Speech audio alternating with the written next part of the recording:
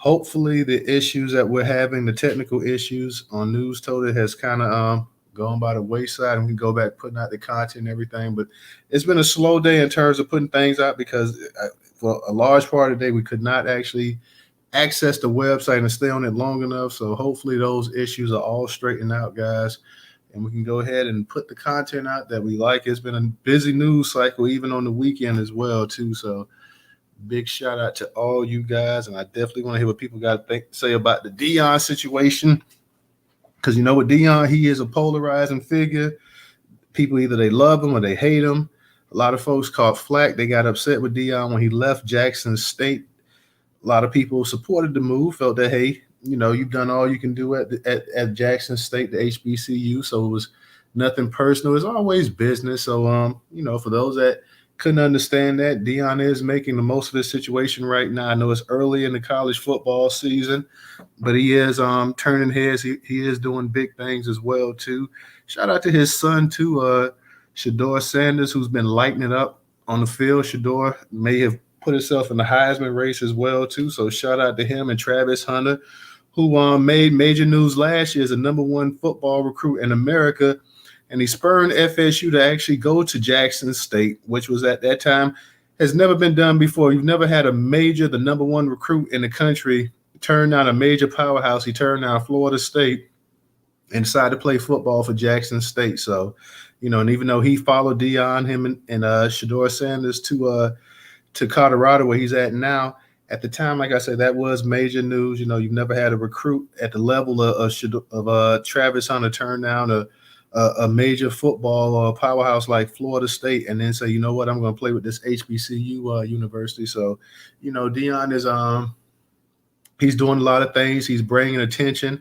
Hopefully, more black coaches will get an opportunity as well too. They don't seem to have as much an issue in college finding a job as they do in the NFL. In the NFL, you got to have a Rooney Rule, just the Rooney Rule that was named after the late Pittsburgh Steelers owner, just for black coaches to get an actual interview, to be interviewed for an actual position in the NFL. So, you know, hopefully Deion and the success, and it's an early season. It's early in the season. So, you know, if he goes ahead and he loses a couple games, because we got a bunch of people online that can't wait to see him lose. And yes, he will lose.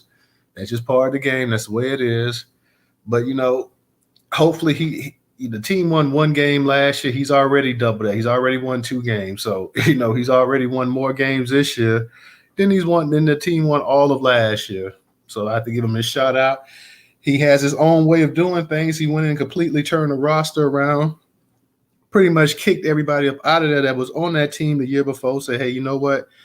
It's 80 of you guys. I'm bringing 80 new players up into the university. I know you guys want to stay here and play football, but you're not my caliber of players.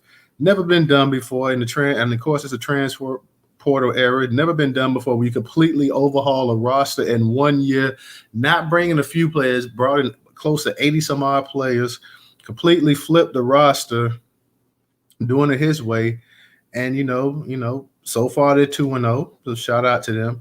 Shout out to what he's doing. He's got sellouts coming to Colorado. I don't know when the last time Colorado had a sellout, but because of Deion Sanders and the attention and the excitement and everything else, you know, Colorado's been on television for the past 2 weeks, not prime time, but high noon, 12 o'clock games. This was a sellout. They're selling out tickets and stuff like that. Remember the sports memorabilia and everything else is selling big time. He's bringing a lot of attention. He's bringing in advertisers and revenue and everything else. He has the Midas touch at this point in time. You know, what Deion's touching is turning to gold. And a lot of people were upset when he left Jackson State. But I told him, I said, listen here, he left Jackson State in better shape than when he actually found Jackson State. You know, he brought in more money to Jackson State. He brought in television revenue and advertisement. He took money out of his own pocket to help with certain things around the university. So you can't get upset for somebody that's trying to better themselves. When he came in there, he gave 3 years. He took money out of his own pocket. He brought attention. He brought results. He brought money. He brought everything that you could really want from a coach and to expect. He went ahead and he did that. So, you know, I have to give Deion his props and his due. A lot of people up here Like I said, they want to see him lose. They can't wait to see him fall flat on his face. But I think Deion, he has a name. He's got a pretty good squad around him in terms of coaches and stuff like that. So, I'm enjoying watching him do what he does. I've been watching, following Deion Sanders since I was a boy in elementary school. So it's been a long time I've seen prime time. And, to see him at the level he's at, to see his actually son out there, his sons, he has two of them because everybody knows Shador, but he has a son. I believe Shiloh's also the safety out there on Colorado's team, to see watch somebody that you grew up watching that was all-time great in football. Now you see them as a coach and they have their own sons on the team and he's doing stuff. Hey, big shout out to him. Shout out to you, Nightfall. I see you over there on YouTube. You said the last best Colorado team was when Cordell Stewart was a quarterback in 91. Actually, Cordell was a quarterback around 93, 94. That was a cat by the name of Darian Hagan used to run the option. But they won a national championship back in 90, a split national championship, them in Colorado and Darian Hagan and your boy Eric Bieniemy. That's the actual offensive coordinator. Used to be the offensive coordinator with the Kansas City Chiefs. Now with the Washington Commanders was the actual running back on that team. But yeah, Cordell was back in around the 93, 94, 95 era there. So, shout out to you, Nightfall, on that as well too. But yeah, he was back in 94, 95 around that time. But I get what you're saying though. But Colorado used to have some good teams in the late 80s, all the way up to I'll say to the late 80s, all the way to the mid 90s, and even I'll give them some decent teams in the late 90s. So, but they fell off big time, and Deion is actually bringing back the intensity and the fire. And he's bringing much needed revenue to the university. And I know a lot of folks would like to see him stay in the HBCU, but hey, it is what it is. You can't fault him for that. You can't fault the man for wanting to move on and do something with his life. Most of us, if somebody was going to pay us 7-8 times more than what we're making, most of us would take that money and leave. So, that's just, that's human nature. I know people say, well, he's already got money. He's already a millionaire. So he could do this, he can do that or whatever. Listen, there's other notable black men that played football and stuff out there that can also go out to these HBCUs and coach as well, too. We got to get out of this one person can save it all type mindset. There's other people that can go also that's in the college football or whatever can also go to Grambling and Southern and FAMU and all these other places, guys that were NFL superstars, and because you do have an Eddie George and you have some other guys that they can also go to these HBCUs and coach as well too. Don't put it all on Deion Sanders. Also, if you guys you go out there and you participate as well too. So, what's up, DJ? I see you up in the space. What's going on? What's up, Newstoter family? How y'all feeling tonight? What's going on? Chilling. Just giving a little rundown, talking about Deion Sanders. For right now, of course, I am going to touch up, and I'm getting ready to touch up on the Kamala Harris thing as well too. Kamala is holding a hip hop house party to celebrate the 50th years of hip hop. And she's supposed to be the first to have ever done that before. So, shout out to Kamala. I guess I don't know what that has to do with politics, but it never fails when we get around election time. You start seeing some crazy stuff that the Democrats do, in particular for Black people. So, it is what it is. Nightfall says, I'm happy for Deion, but imagine the outcry of White Tears of Colorado wins a major bowl game. He says, oh, no, not Kamala hosting a hip-hop Mayo party. Yeah, she kind of was hosting a hip-hop party. Hey, Nightfall, if Deion wins, it's going to be a lot of people upset. You don't take it lightly, because I know quite a few Black people that want to see him fail as well, too. They feel like he sold out. He didn't stick it out with the HBCU. He left Jackson State. He only came to Jackson State to further his career and his ambition. It's all about him and this and that. So trust me, we know a lot of people in mainstream media, they have a hard on for him, but there's a lot of Black folks out there as well too. And I'm here in Florida. There's a lot of Black folks out here as well too that's upset and mad that Deion didn't stick it out at the HBCU and he didn't stay there longer and he didn't, so you got some butthurt black folks as well too. But if they can go ahead and they can win, if they win 4 games, in my opinion, it's a successful season. I'm just being real. If you win 1 game the year before, and you come and you win 4 games this year, it's a successful season. I don't care what anybody says about it. It's a success, straight up. Deion bringing in millions of dollars. Nobody gave two, what's about Colorado, the University of Colorado whatsoever. Colorado was one of those lost teams out there, and all of a sudden he comes up, he pops up. And like I say, Primetime has the Midas touch. What he's touching is turning to gold. So, no, I'm not expecting them to finish in the top 10 this year. I'm not expecting them to finish. They may not even finish in the top 25. But like I say, if they get anywhere from if they get 4 wins, that's a success. Straight up. That he is quite, they won 1 game last year. If they get 5, it's an overwhelming success. If they get 6, then he's a coach of the year. They win 6 games this year, he is a coach of the year. Straight up. And a lot of people may not like that, but that's real. If he comes into Colorado, brings in 70 to 80 new players, brings in a new coaching staff, brings guys from HBCU at 2 of the most important positions at quarterback and at cornerback, and they come in there and they win and they win 6 games, he's a coach of the year hands down, and it's not even close. So, mad shout out to Deion. You know what I'm saying? I'm riding with Deion. I don't care what nobody says. He's definitely doing it. So if he's to bring his son who was quarterbacking, and Rella, I know you was up in here, Rella. I'm trying to get you up here, but I don't know if you may be having some issues. So Rella, if you come back, come on up in here. But if he goes ahead and he gets 6 wins at Colorado this year, write it down as somebody that that deserves all the accolades and everything else. DJ, go ahead, you got it. Yeah. So with that being said, you could pretty much say Deion gonna win it all. National championship, bowl games, add it up. Because how you pronounce his son name? Schroeder? Shador, whatever. So Shador Sanders, this Joker already threw for damn near 1,000 yards in 2 games, yo. 1,000 yards almost, bro.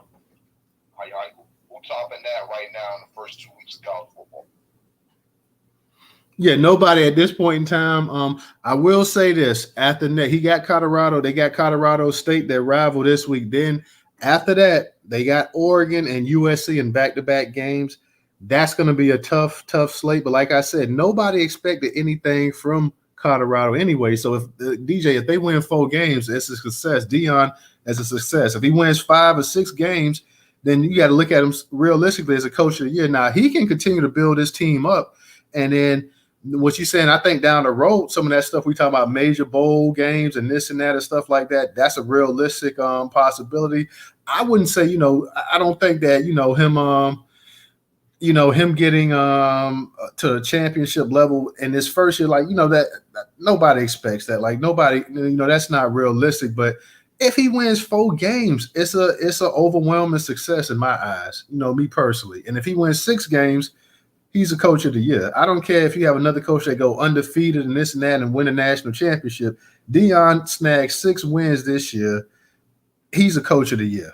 You take a team that won 1 game, you come from a HBC level program, and you completely flip the roster, you flip the culture, you bring national attention on this university, you're bringing you got all kind of people coming in here spending money on the program and this and that or whatever. You the toast of town.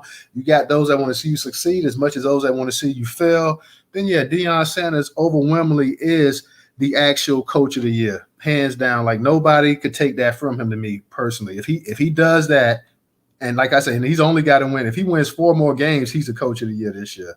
If he wins 4 more games, he's the coach of the year. I don't care if they go to a bowl game or not. They won 1 game last year. They was 1-11. They was one of the worst teams in major college football. If they win 6 games, he's a coach of the year. If he wins 5 games, he should finish no less than 2nd or 3rd for the coach of the year. Go ahead, DJ. Yeah, you still got a lot of folks saying about the Jackson State situation, but hold up a minute. A lot of folks wanted Deion to succeed at Jackson State, but let's be logical. Deion put a lot of his own money into the locker room over there at Jackson State. when he questioned the administration, hey, this is like an 80,000 seat stadium or whatever, or 50,000 seat stadium, I believe it is. There's only $20,000 in ticket sales here. Where's the rest of the money at? He getting his car broken into, his office broken into, personal possessions of his are missing, shit like that. So it's like, why stick at a place where you technically ain't even really wanted it? They just probably wanted your star status, man. Well, go ahead.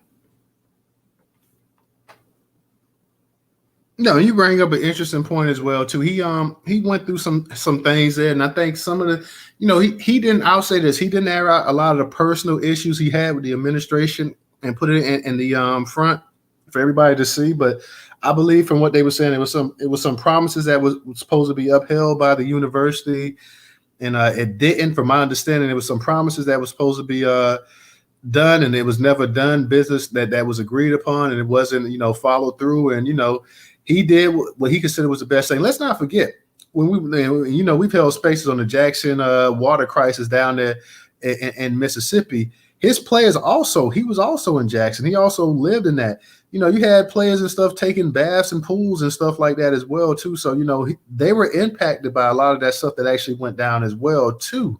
So we can't forget that as well. And I know a lot of people, they're upset, and I can understand that. Deion came and instantly people actually gave a damn about HBCU football again, which is sad to say that one person comes on the scene and all of a sudden we actually care when we got all kind of black people in this country that's got prestige and name recognition and everything else. Yet Deion came and we actually give a damn about HBCU football. When we quote unquote supposedly have black networks that don't even highlight HBCU athletics. But yet there's one person that came in his first coaching job at that, mind you. You're not talking about somebody who was a seasoned vet as a coach. You're talking about somebody who came in and pretty much had no experience outside of coaching prep football in high school. He comes in and changes the culture and brings attention to all HBCU universities that was playing as well too. Let's look at the amount of games that they covered on ESPN pre-Deion in terms of HBCU coverage and compare them to when Deion actually became the coach and Jackson State actually started winning. He put eyeballs not only on television, he put butts in the actual seats as well too. So you have to go ahead and give him his due, give him his respect for that as well. Go ahead, DJ. Yeah, but with that being said, though, let's go back to the administration at Jackson State. When you say give somebody their flowers, they do, or they just deserves or whatever the case be. Jackson State didn't do any of that shit. If anything, they shitted on Deion. You know what I mean? And Deion, like you said, didn't really one time mention anything that was really going on around Jackson State. He just packed his bags and left.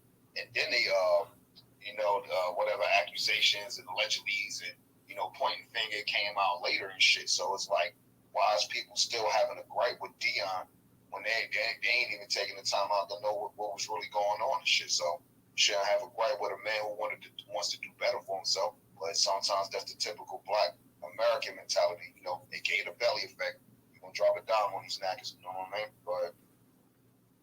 And word, that's what I'm saying. Like he didn't mention a lot of this stuff. Now when you look at the situation with Ed Reed at Bethune-Cookman, for those that don't know, Ed Reed is a Hall of Fame player that with the Baltimore Ravens, one of the greatest defensive backs in the history of football, and Deion played briefly with Ed Reed when he came back and made a return to football. I think Deion was about 37 years old, played a year with the Ravens. Ed Reed was slated to be the head coach of Bethune-Cookman. And Ed Reed didn't last what a couple weeks, DJ. Ed Reed made that video and he was going around and he was trashing Bethune-Cookman. He was saying, look at the field, look at this trash. It's shit. And then that video went viral and Bethune-Cookman saw it. And before his seat could get warm, Ed Reed was out. So you gotta at least give Deion this. Like, Ed hadn't even signed the ink on the contract. Ed Reed was just about to sign the ink, and Bethune-Cookman said, you know what? Well, we'll take our football and go home. Thanks, Ed, but no thanks. We'll go ahead and we'll do something else. So Ed should have waited. Ed should at least waited to the damn. He had the money, he had the contract and everything else. Another thing, is it really going to help you if you actually show that, hey, it's trash out here on the football field. My office was trash and this and that or whatever. That's not going to endear you to the administration. Now, we know how these HBCUs are. We know how they work as well, too. So, Ed was upset, rightfully so, but I don't think posting a video to your employer, talking about your employer on social media is going to endear you to the people as well, too. And like I said, your contract was not even signed at the moment, Eric. So you went ahead and you put all of this stuff on Instagram or Facebook or whatever it was at the time. And then not only that, it's a radio station down here in Florida. They play that sound clip of Ed Reed talking about Bethune-Cookman all the time. Like when somebody get upset, they like, well, how does Ed Reed feel about it? He like, it's trash. Like Ed is like a constant soundbite on some of these stations down here in Florida, man. Like, so he could at least waited till that actual contract was signed. But that's what I'm saying. Deion was talking, they talk about Deion was out there cutting grass and stuff like that. Deion like when I want something done, and if it ain't getting done, then I go out there and I cut the grass myself or whatever. And he was with the uniforms and the buses and stuff like that. Like you say, like DJ, he was taking some of his own money and spending it in the program.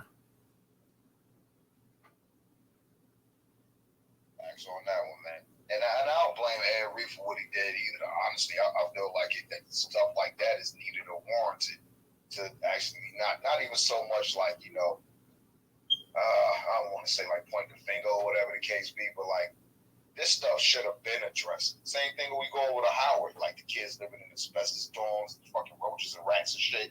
Like, why ain't nobody addressing this? And then you got the situation of what Ed Reed was actually saying, what the hell is the alumni that went on and made big gains in their lives, through working at major corporations, having their own businesses and stuff like that? They ain't gave back a dime yet. Same thing with Jackson State. Why should the Jackson State football locker room should even be looking like that in the first place? You know what I mean? You mean to tell me someone that has graduated from Jackson State went on and made something, couldn't hire a landscaper on his own personal dime to come out and cut the grass, once a week? You know what I mean? I don't think that's asking for much, but obviously when you're asking black people to help out with their own, with our own causes and endeavors, it's like, asking a black person to jump off a damn building sometimes, man. Real talk. Nightfall, we got a couple comments up here. He was saying the last time I remember seeing any HBCU getting any ESPN shine was a Bayou Classic when Doug Williams coached Grambling. Word on that. But I will say, Knight, that game actually comes on NBC. They've always shown the Bayou Classic on NBC. I think you may have to really, really go back to the HBCU getting any really shine from ESPN. I think you got to go back to the Steve McNair years at Alcorn State when you had the Aaron McNair show. And Steve McNair finished like third or fourth in the Heisman that year back in like 94. Steve McNair was putting up, monster numbers at Alcorn State. And ESPN was actually showing his games and stuff like that. Like this was the last mega superstar.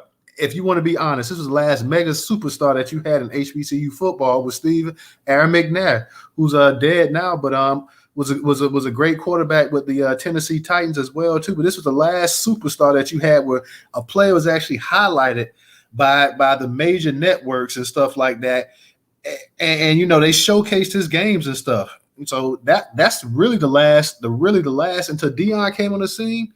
That's really the last time that they really ESPN pumped dollars into the actual HBCU. Yeah, they'll show HBCU games here and there and stuff like that. I'm not saying they wouldn't show some games on, they got like a million ESPN affiliate networks. So yeah, they would show some games on this and that. Or if nobody's playing, they may show a game at 12 this weekend or something like that. But McNair was coming in. They was putting him in some prime time slots and stuff like that. And viewership was up. People was watching. People knew who Steve McNair was at Alcorn State.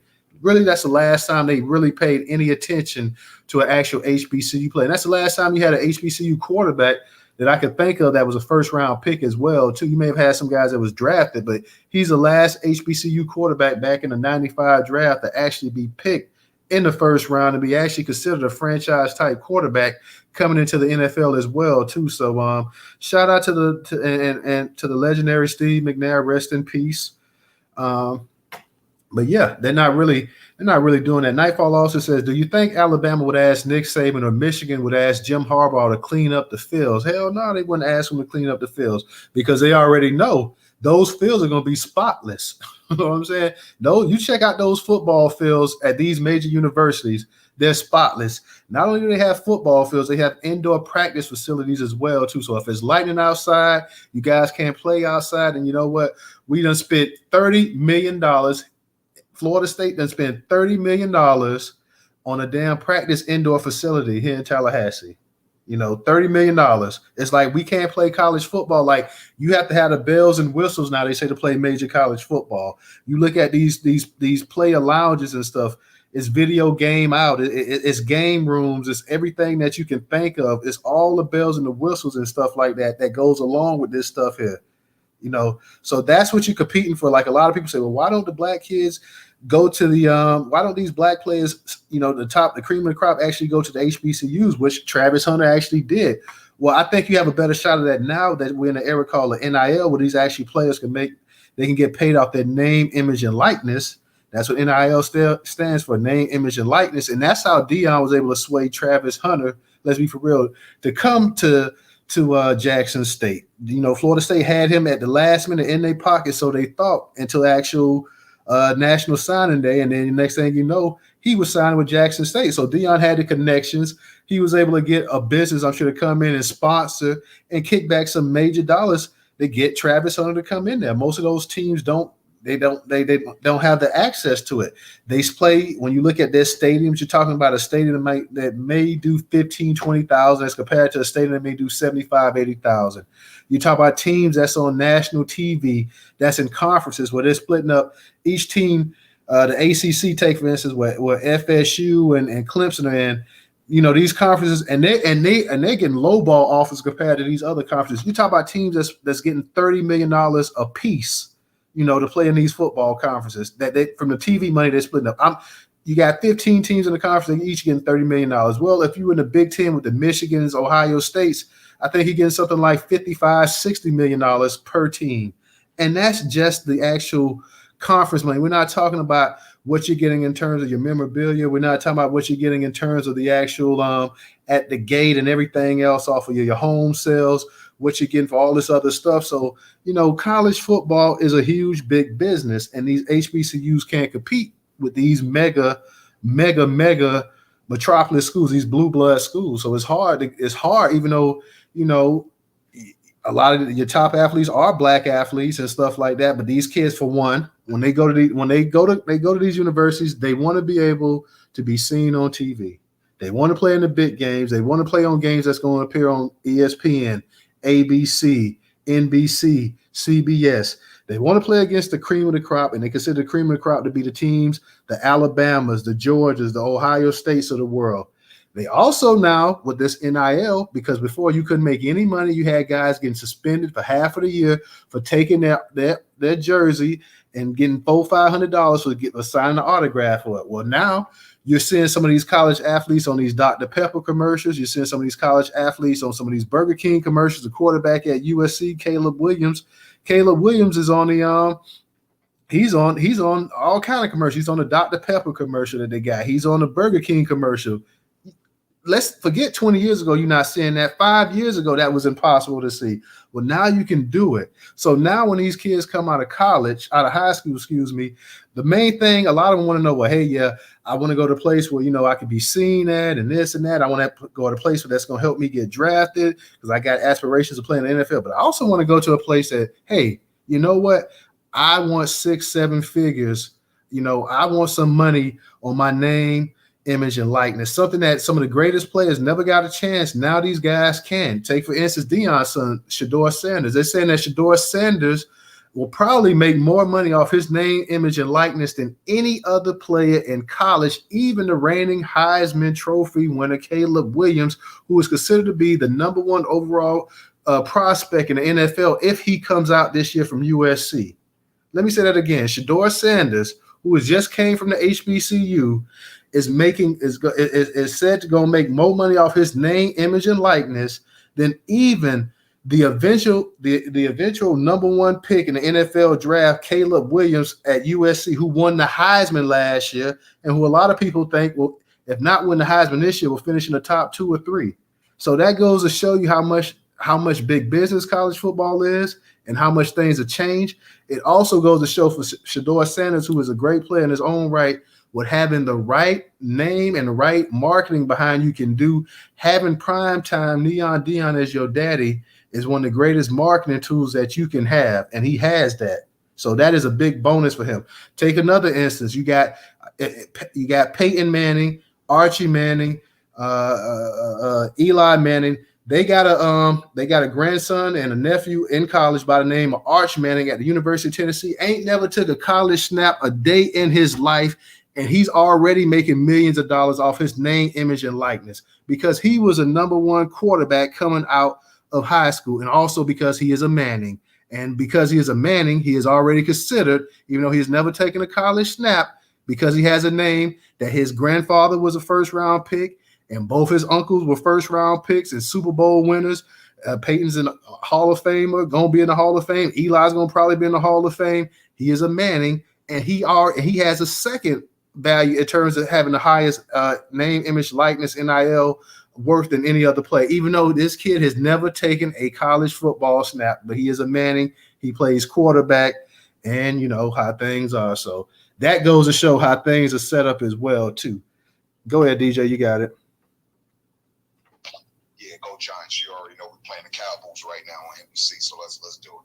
So with that being said, again, let's talk about that money from the ticket sales that Jackson State withheld from Deion, and when he questioned them about it, they got I don't know what happened to the money, son. We was drinking and smoking last night. I don't know where you killed the tape at, bro. That's exactly what they did to him. So that was like more or less. I wouldn't even say that's the icing on the cake. I think the icing on the cake was him getting his car broken into, having things like jewelry missing, money missing, things just being missing, MIA and shit. So like a person like Deion's stature, like so I'm out of here. Especially if I got an offer from my actual university that's gonna pay me 10 times the amount of money, and I ain't gotta put my own bread up. You see what I'm saying? So it's like where are these people at that are saying Deion, oh, you a sellout? You should have stayed at Jackson State. Why don't y'all ever want to answer the questions? What happened to the extra $30,000-$40,000 of tickets, Belgium?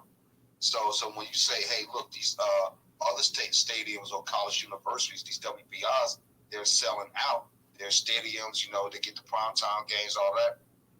Wasn't Deion doing that at Jackson State? Everybody showing up all of a sudden. The stadium is packed. Tickets are sold out. Everybody having a good time for 2 years straight. Nobody said that about Deion. That it's a top tier school, and he's doing this, that, and the third, and he's bringing limelight to the school in that sense. Where was the black representatives at to say the exact same thing?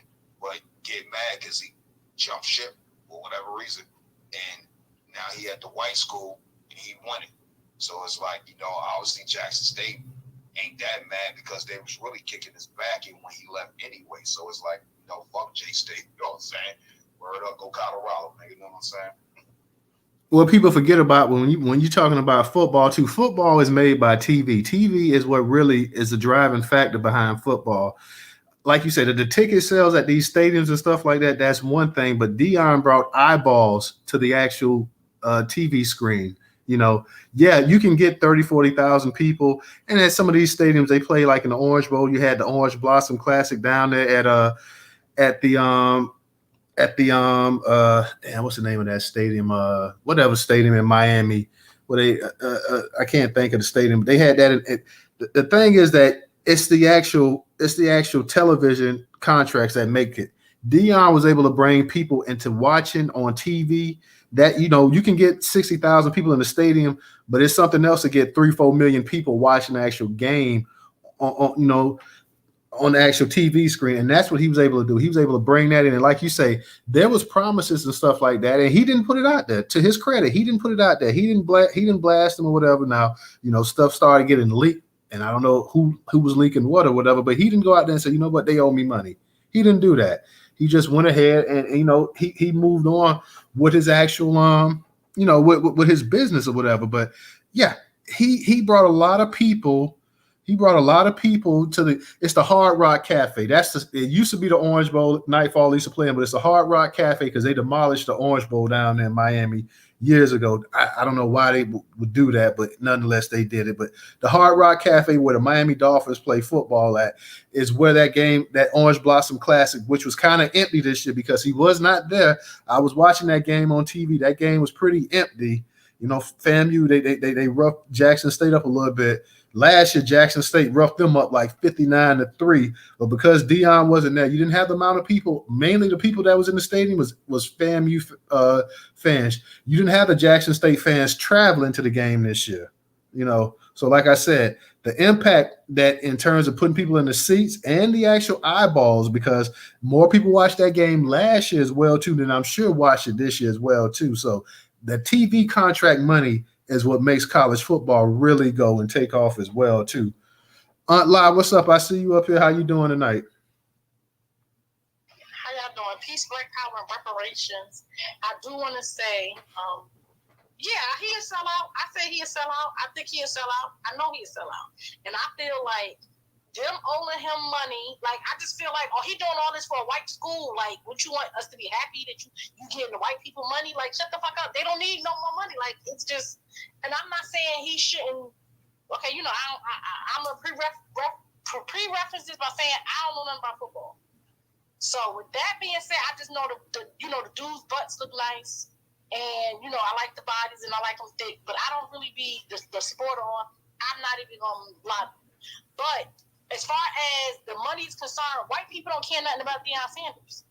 White people want Deion Sanders to bring money, so he winning games for these white people. Are we supposed to be clapping? I just don't get it. Like, are we supposed to be happy that the black man who's a millionaire is bringing more money to the white people, to the white schools, when the HBCU schools are struggling? And I'm not saying that Jackson didn't do him dirty, because I heard that they did. And I think, it's unfortunate that they had to do him dirty.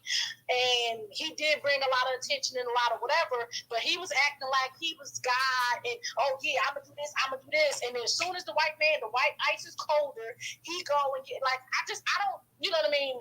The black man making money, okay. But him putting the spotlight on white people, it ain't, they still killing us in the street. They still treating black people like it just is not doing nothing for it. They only want us for our talent. And I'm not saying he as a person should sacrifice, even though if anybody could be making a sacrifice, it'd be somebody who played in the NFL and was a millionaire. Wasn't he in, I forgot what music, was it MC Hammer video? He was in it. He'd be one being able to sacrifice, and not saying that he can't complain about 10,000, because I'm going to be mad about 10 cents you take from me, especially if I ain't got it. But I just don't see Deion doing this. Like, no, it's not a good look. It's not a good look at all. At the end of the day, if you want us to say Deion is impactful and he's making white people money. They already got enough money. Black schools are struggling, and I just feel like the fact that he's doing it, we shouldn't even really be talking about it, because it's not affecting us in no way, shape, or form. Let one of them players get pulled over by the Colorado police, and I guarantee you the Colorado police ain't going to be like, well, do you play? Well, they might do it, because you know how racist they are, and they like the athletes to run, jump, and shoot. But it's just I don't understand the people acting like he's the best thing since sliced bread. I don't get it.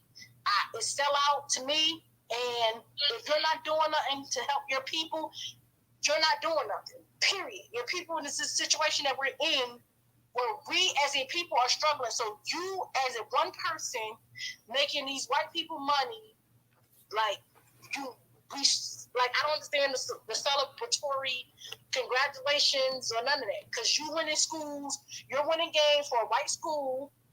But it's like, I forgot what the percentage they were saying Colorado is. And my girlfriend's in Colorado right now. She's a law enforcement officer out there. And she be getting stopped by the police and everything. And she be like, man, I just seen you at the jail. And they be harassing her and doing all kinds of shit about her. She working law enforcement there.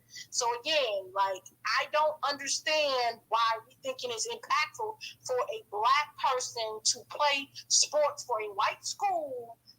And it ain't no impact. Deion Sanders played in the NFL. If he can't win games, I don't know who the hell. If I'm coaching and the team win, then you say, oh shit, something happening because I don't know what I'm doing. But if somebody who played, I don't. Maybe it's just me, but I don't understand what the significance is about a person who was in the NFL coaching players and they're winning. How that's a big thing. Maybe it's me. In regards to Stella Harris and her little hip hop party, this is how you know hip hop has been infiltrated.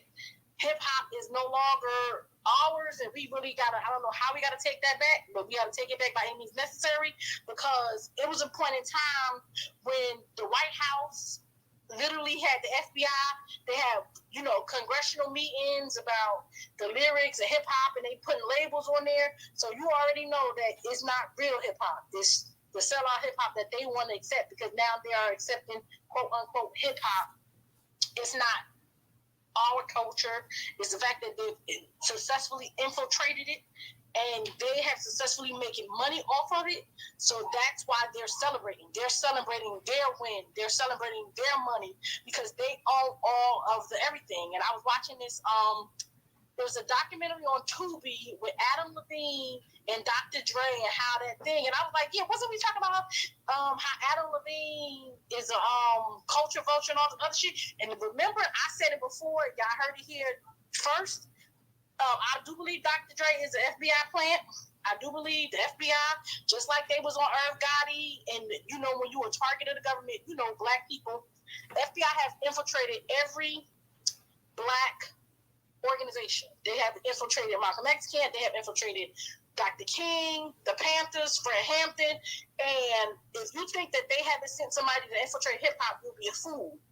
And the one that I think it was is Dr. Dre, especially with everything that was going on in the West Coast, everything that happened. You telling me Dr. Dre escaped and he don't have no dirt on him, no nothing. And then you give 50 Cent, and he's a piece of trash. And then with 50 Cent and them give us that white dude with the M&Ms who, quote unquote, is supposed to be the best rapper of all time to successfully infiltrate hip hop. Yeah, it all comes back to that, the infiltration of that. And I think it's a fact. Like, it's my conspiracy theory. I just made it up, but I know how law enforcement is, and I see what I see, and I know a snake when I see a snake. In regards to the ADL, I need to hear that story because I wasn't sure about that one. But yeah, DJ, I was the one who said Deion is the sellout. I said it, and he is. And I'm going to dock my boat and fold my chair. All right. Nobody want to play on your team anyway. Right, online. Tell us how you really, really feel, I guess. Okay, well, hey, you're entitled to your opinion. I don't believe the brother's a sellout. Let me read a comment real quick from Nightfall over there and YouTube. And anybody in YouTube, make sure you guys go ahead and subscribe, share, like, and comment on tonight's broadcast. Nightfall says he's not a sellout. If you want to be angry at anybody, be angry at the black folks for not supporting most HBCUs by sending their kids there and demanding the university support the teams. Says, sister, you need to research the way the boule works. Are you upset with Jay-Z, Beyonce, Dr. Dre, or Snoop Dogg the way they enrich white interests? Okay, so are you upset about that as well, too, sister? Or is it just Deion? The brother, you talk about the brother was getting, if the brother was getting his coins, if he was getting shorted on his coins, he was going in his pockets and he was helping folks out, then hey, you can't be upset about that. Also, I know you made a comment, you said, well, he played football and, him coming back to coach ain't a big thing. It's a lot of people that play football that can't coach worth the damn, and normally rarely do you see a guy that was a great player in any sport, whether it's football or basketball or baseball, actually be a great coach. Most of the time, it's the guys that were just average players or below average players that really make the most exceptional coaches. I don't know why it is, but rarely do you see a guy that was actually an extraordinary player, a great player, one of the greatest players of all time, really be a great coach. Most of the times they're either average or mediocre. So normally it's the guys that's just, average that actually become the actual real great coaches. But I feel what you got to say about that, Aunt Lai. DJ, go ahead. You got it. No, I was just going to bring up the TV deal that, Coach Sanders made happen for the HBCUs. What is it, like $100 million? They split in TV money or something like that over the course of 10 years. Ad revenue. There you go. Okay, so that's impactful. Is that the amount of money that these other people are making? These major universities? No, but you got to be for real. What kind of money were they making beforehand as well too? So that is impactful. So let me go. Let me go ahead and get to a black majority state. Black, how you doing tonight? Hey, Newstoter, TJ, on live, everybody in the space.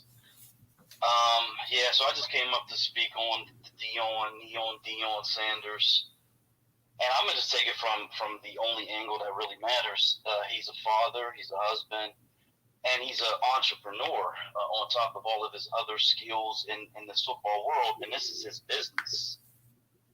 And so, he was in a situation where the people that he trusted to handle the business the way that the contracts were contracted for, they didn't hold up their end of the bargain. And he's got his 3 sons, 2 who are athletes and 1 who runs the social media. He's got his wife, who also came out in support of her family. And he's got to set the standard and the example for his family. He's got to lead his family. So if he, sets the example that it's okay to allow people to abuse you if they're a black institution, he's setting a really negative standard for his children, who quite literally, by them moving up in the conference level in college football, they're put on really a global platform, and their earning potential is really gone through the roof at this point. So again, as an entrepreneur and a father, he understands the value of these athletes inside and out, and understands that he's giving his children the best opportunity that he can provide for them, even likely putting his career to the side in a sense. But in this situation, he still can promote his brand and everything else. And then he may even be setting himself up for not only NFL head coach, but at some point in some near future, there's going to be a black-owned NFL team. And I could only imagine when we put the money together and the opportunity presents itself, that he would be someone who would be in line to be a part of an organization such as that. So for me, I'm 100% behind him. I want them to go 12-0, 13-0, whatever it is. I want them to win a national championship. I think they're writing a magnificent story. And even if they stumble and lose 1 or 2 games along the way, I still believe that this is unprecedented. I saw a post from some random white dude who said, look, to all the Buffalo fans, I'm going to put up $100,000, and I want everybody who's willing to put money up with it so that we can secure a long-term contract for this man. In my opinion, I've never seen anything like that from a fan base. And so if they got the money to do it and he agrees to it, and the money's legitimate, which I believe it is, then, he just is securing his legacy as a father, as an entrepreneur, and also really showing his children how to value themselves and not to accept less than. I think that's really important. If you listen to his speeches, it's all about understanding your value and having confidence in yourself. So I'll end on that. Thank you, Black. I appreciate that. And definitely agree with what you're saying. He's I don't think you can really deny his impact, and that's what I've been saying. Whether you like Deion is the type of person, either you like him or you don't. And those that don't like him, I understand where they're coming from, to the point that, hey, they feel like he didn't stick around long enough at Jackson State. And Nightfall, he made another interesting point. He's like, if you work for a black company and they skip paying you 2 paychecks, would you still want to work for them? Or if you were short your paychecks? Let's be honest, if anybody in this space, If you work for a black-owned company and that company say, you know what, we owe you we owe you $2,000 for the week, but we're a little bit short here, so we only give you 1,000. And they did it not once, but they did it twice. Or they say, you know what, we just can't afford to pay you this week, but we'll get you back. We'll get you back another time. You know, a lot of people be pissed off, to be honest, and rightfully so. I don't think you can sit up here and get upset with a man. I know people say, well, he got money anyways. He ain't hurting. You can't. It's not a coach's job to go in their pocket and to help provide, you know, the bare necessities that a football program is supposed to provide for its student athletes. It's not their job, yet he did it nonetheless. You know, you have to go ahead. Anybody that works for a job here, it's not your job to go in there and provide stuff that your company's supposed to actually do. You know, unfortunately, that's the problem we have in this country when it comes to education. You got teachers actually having to go in their pocket and provide resources that the actual the school system and it's failing to provide. You got teachers having to go in their pocket and actually buy supplies and stuff like that, which should be already provided by the actual schools themselves. It's not his job to do that, yet he did that. So, you know, I don't know. I don't have an issue with what he's doing. You know, would it have been nice to see him stay at Jackson State, but that didn't happen. I think he is making a difference in a lot of young people's lives and stuff like that. And I think you know, that's part of that, you know, that's just part of life. You know, you take chances and you go ahead and you progress. And like Black Majority State said, I've been watching Deion Sanders play football since I was 8 or 9 years of age. Deion has always been a businessman.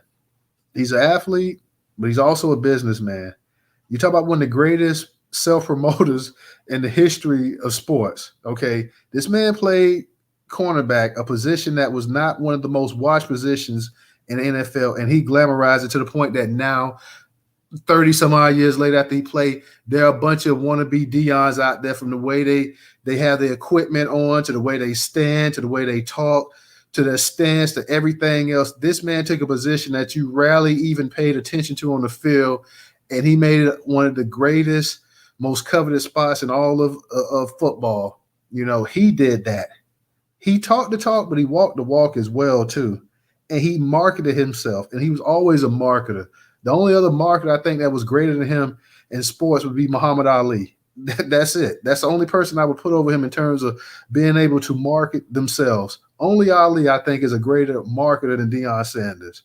I know people say Floyd Mayweather, but Floyd Mayweather became a great marketer later in his career as Money Mayweather. When he was Pretty Boy Floyd, he wasn't at that level, the pay-per-view type level fighter. He became a greater marketer. Muhammad Ali, even as Cassius Clay, the Louisville Lip, Deion Sanders, Deion were always great marketers. They always knew how to market themselves.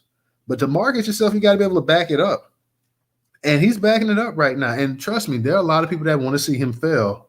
There are a lot of people that want to see this dude fall flat on his face. And they're hoping, they're praying. They love, and they want to see his son get his brains beat out on that football field as well, too, simply because he's arrogant. They feel he's too much like his pappy. And they want to see the daddy fail, and they want to see him fail too. It's a bunch of people. I've heard them. I've seen them online. They can't wait for him to go ahead and get roughed up. I see people up there trying to crap on this boy because now people are saying, you know what? Shador is a legitimate NFL prospect. Like, yeah, he is a legitimate NFL prospect. People, I hear, and of course, I hear people tell he ain't gonna play quarterback. He may play wide receiver in the NFL. Something that they used to always say about black quarterbacks too, mind you. You see, I understand the actual racial undertones of that as well too, because whenever you had a black quarterback come up, the main thing they was always talking about switching positions or playing wide receiver or running back or something else like that. So I understand the actual racial undertones when people make little snide remarks like that. This guy is a pure quarterback. I've been watching him from the time he came out of high school. He's a pure quarterback. You know, he's able to process information and read information. Is he flawless? No. But yet, none still, he deserves to have an opportunity to play in the NFL, and he's going to get that. So I know a lot of people are upset, and they want to see him get his brains beat out simply because he's Deion's son, and they don't like him either because his daddy. But that's the world we live in. And, you know, hey, you out there on that football field, there are going to be some games where he is going to get roughed up. He got sacked 7 times in his last game and still threw for 330 some odd yards. So, I mean, it is what it is. Are they going to go undefeated? No. Will they get beat? They probably get roughed up by either USC or Oregon. But nonetheless, and I stand by this, if Deion Sanders wins 6 games this year, he deserves to be the coach of the year. Flat out. I don't care who, if the other coach goes undefeated, you got to look at the talent you got, what you inherited, and this and that. This dude flipped an entire roster and brought his own people in there. Clean house. You've never seen that ever done before. Maybe it can only be done in this era now with the transfer portal and the NIL or whatever. Nonetheless, he's playing in the same era and he's going by the same rules as everybody else. So, and even with all of that said, nobody else has ever come in there and completely overhauled a roster like that. All preseason long, I heard people saying that this was an epic mistake. He's bound for failure. He screwed himself. He's a HBCU coach. He's a 1AA coach. He's over his head. He can't coach. He doesn't know how to game plan. He doesn't know how to scheme. He's just doing this for attention. He's just doing this for a pat on his back. He doesn't respect the game. He's totally selfish. This and that. Yet, you know, they're 2-0. Have a chance to be 3-0. And then, like I said, if they get 3-0, beat Colorado State, which I think they probably win this weekend. They should beat Colorado State. I think he only needs 3 more wins to be the coach of the year. And even with 3 more wins, that means they'll finish 6-6, 500 record. That's still that he still would only, they won 1 game the year before and they improved that record by 5 games. So yeah, that's a huge turnaround in coaching and football. So yeah, he would have most people votes as a coach of the year. Not only that, all the kids out of high school and stuff looking, all of the guys that want to recruit that's unhappy with the playing time they got at the university at, they start saying, oh, Lord, like, what is Deion like the Rock? What does he got cooking over there at Colorado? Maybe I need to come on over there and see exactly what Primetime's doing so I can also get aboard and join up as well, too. So, yeah, we talking about football, but it goes a little bit deeper than that. I mean, it goes, if we want to be real, it goes a little bit deeper than that. So I just want to go ahead and say that. I'm going to get to you, Aunt Lai. Let me give a shout out to Brother Moku for his contribution on Cash App. Thank you. I want to touch up real quick, and then we come back to the Deion. I want to touch up so we don't get lost on other topics as well, too. And I want to touch up real quick on this Kamala Harris and this ADL thing as well, too, guys. So give me 1 minute while I try to find that article real quick. Give me a quick second. Don't tell me this thing. DJ, can you hear me still? Yeah, I'm here. Yeah, I'm going to find this article real quick. I want to read it and touch up on it so we can go ahead. You say you can hear me? Yeah, you good. Go ahead. Okay, the first article I'm going to touch up on the one is it says Marc Lamont accused of being compromised after defending ADL. This is from Mogadam Nation. It's also up in the Jumbotron. It's up in the description on YouTube, guys. Author and academic Marc Lamont Hill is under fire for his recent comments defending the Anti-Defamation League, ADL, against Elon Musk's accusations.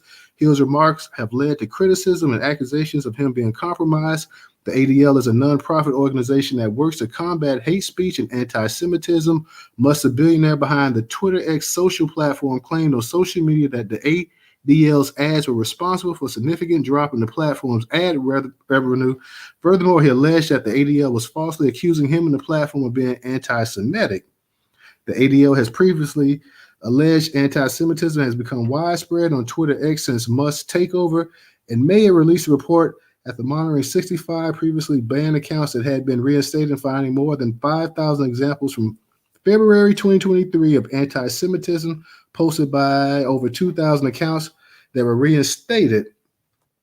Musk shot back document discovery of all communications between the ADL and advertisers will tell the full story of the allegations that the ADL tanked the social media's platform revenue. Hill condemned Musk's attack as dangerous, dishonest, and deeply anti-Semitic. Hill also criticized the platform's lack of control over hate speech. Here's a tweet. He said Elon Musk's attack on the ADL is dangerous, dishonest, and deeply anti-Semitic. He has turned the platform into an unprofitable white supremacist cesspool. Instead of taking accountability, he has chosen to not so subtly scapegoat Jews, which invites violence from his Nazi base. He also said there are many legitimate political ideology critiques of the ADL, particularly as it pertains to Arabs, Muslims, and particularly Palestinians. We can hold on to this truth while also acknowledging and fighting clearly anti-Semitic movement happening right now.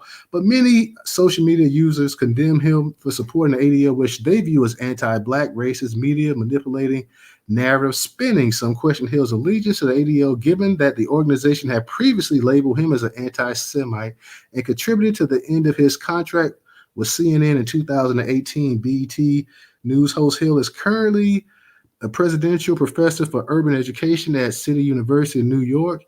Hill has authored a number of books. His latest is the 2022 Seen Unseen Technology, Social Media, and the Fight for Racial Justice. One user, McGreen, says, wow, really? All the Jews have done and continue to do to us, not to mention Palestine people, unbelievable. Hill responded and said, this is untrue and anti-Semitic, brother. We can critique Israel policy, but blaming injustice on the Jews is wrong and racist.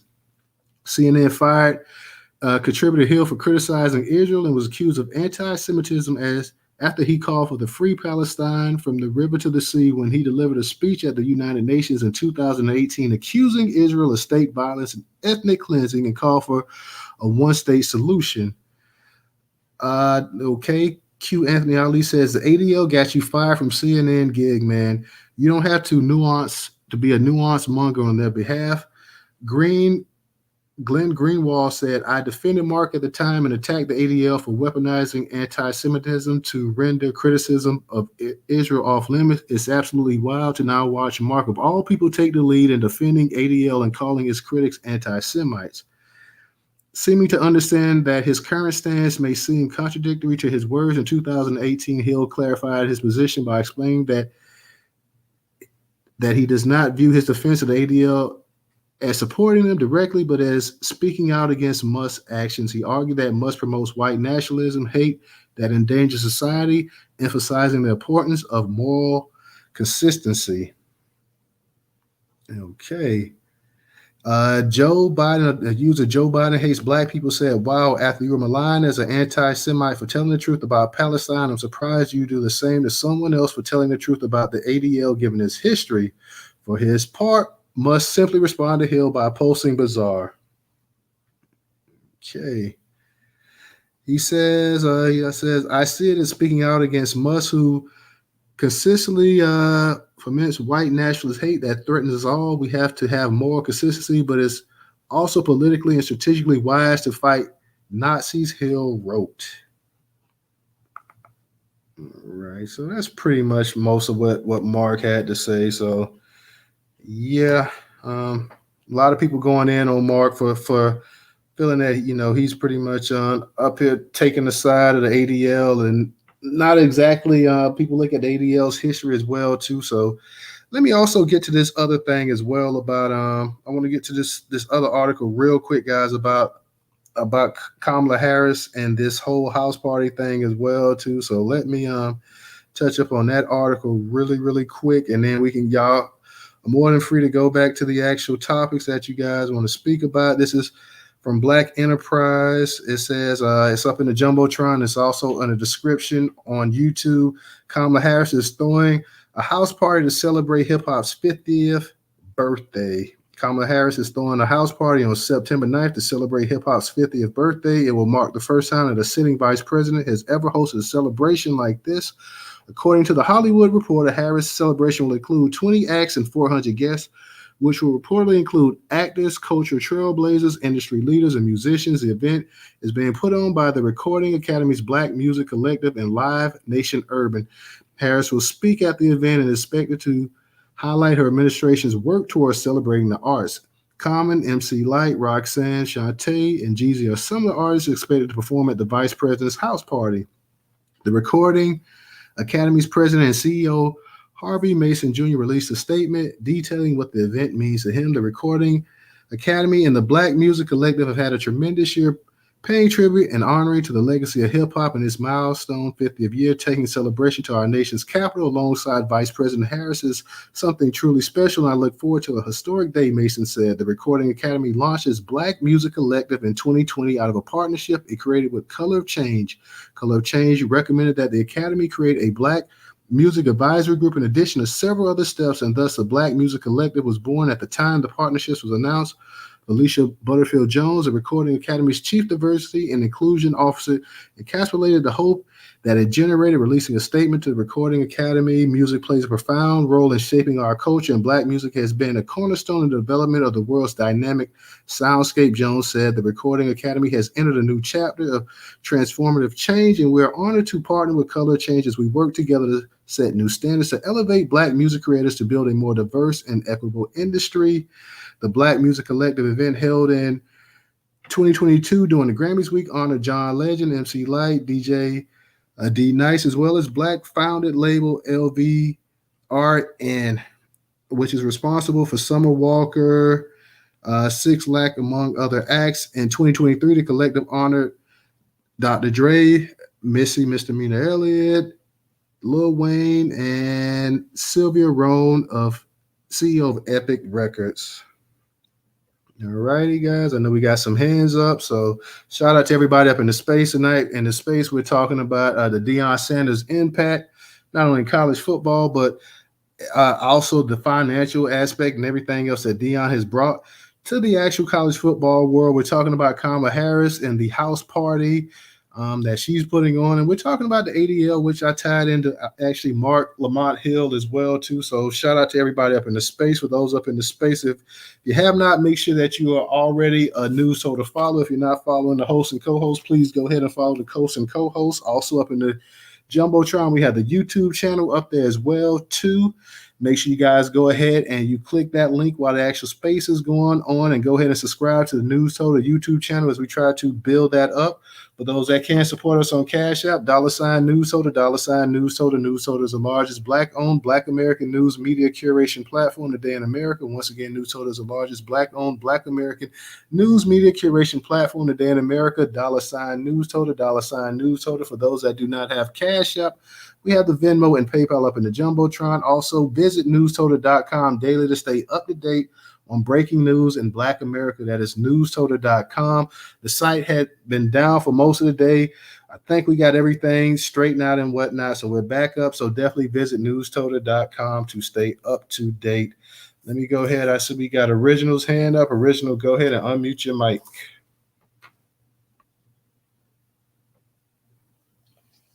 Good evening, everybody.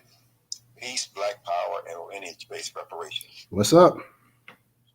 Well, with Deion, I'm not really, that is what it is. But I do know, though, that quite a number of these HBCUs, they do some janky stuff, like they over-enroll freshmen. I know someone now who attend Morehouse College, and they attended from out of state. This is their last semester at Morehouse, and they couldn't get a dorm room. They gave their dorm room away. And that goes, and I heard someone else say that goes on across the board. Now, I'm not trying to trash them, because see, when you start telling the truth about some of these HBCUs, people get upset, they get mad at you, and they want to fight you. And so that's like in my old office, we had two. When I got there, we had two interns from Georgia Tech, and I made a point to have a conversation with them.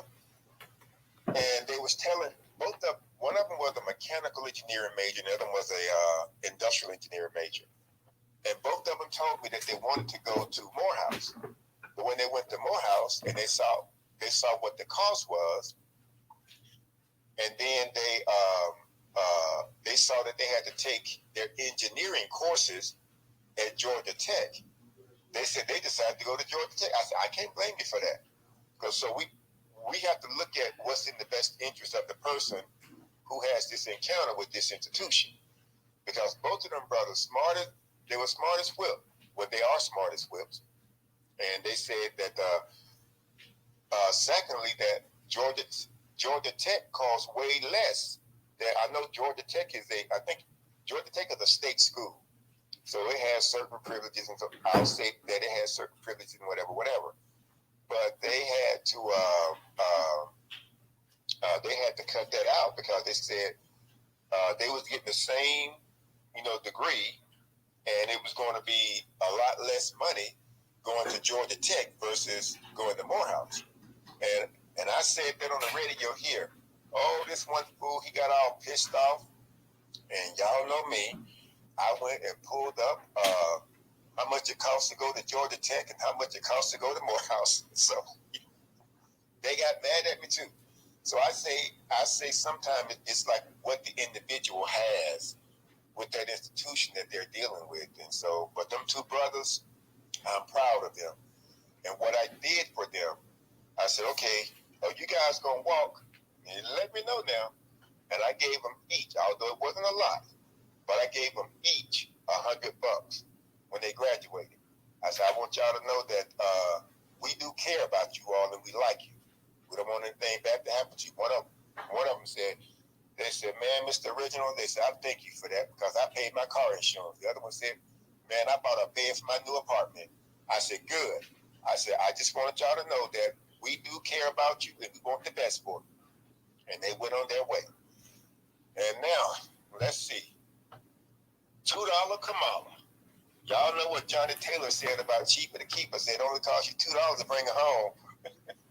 Costs you more than to get rid of her. Kamala is just a $2 girl. Appreciate that, DJ. 42. Yeah. Kamala is just a $2 girl that they are using she is not black, and they think that she is going to lure us to the polls to vote for Jim Crow Joe. And I think they have already seen that is not going to happen.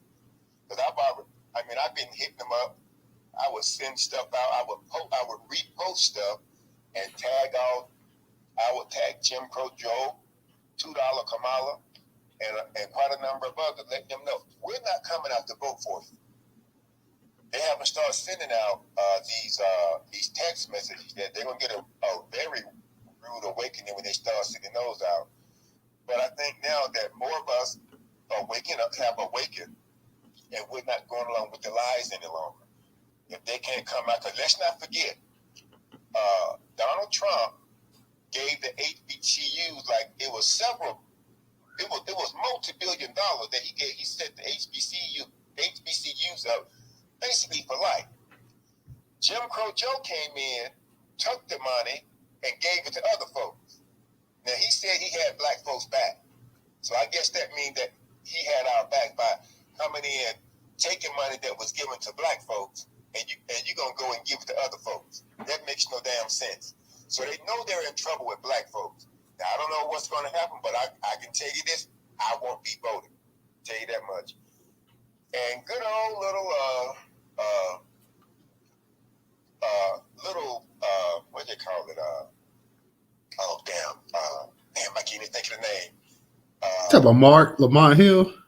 Yeah, lawn jockey, Marc Lamont Hill. He's a lawn jockey for the ADL.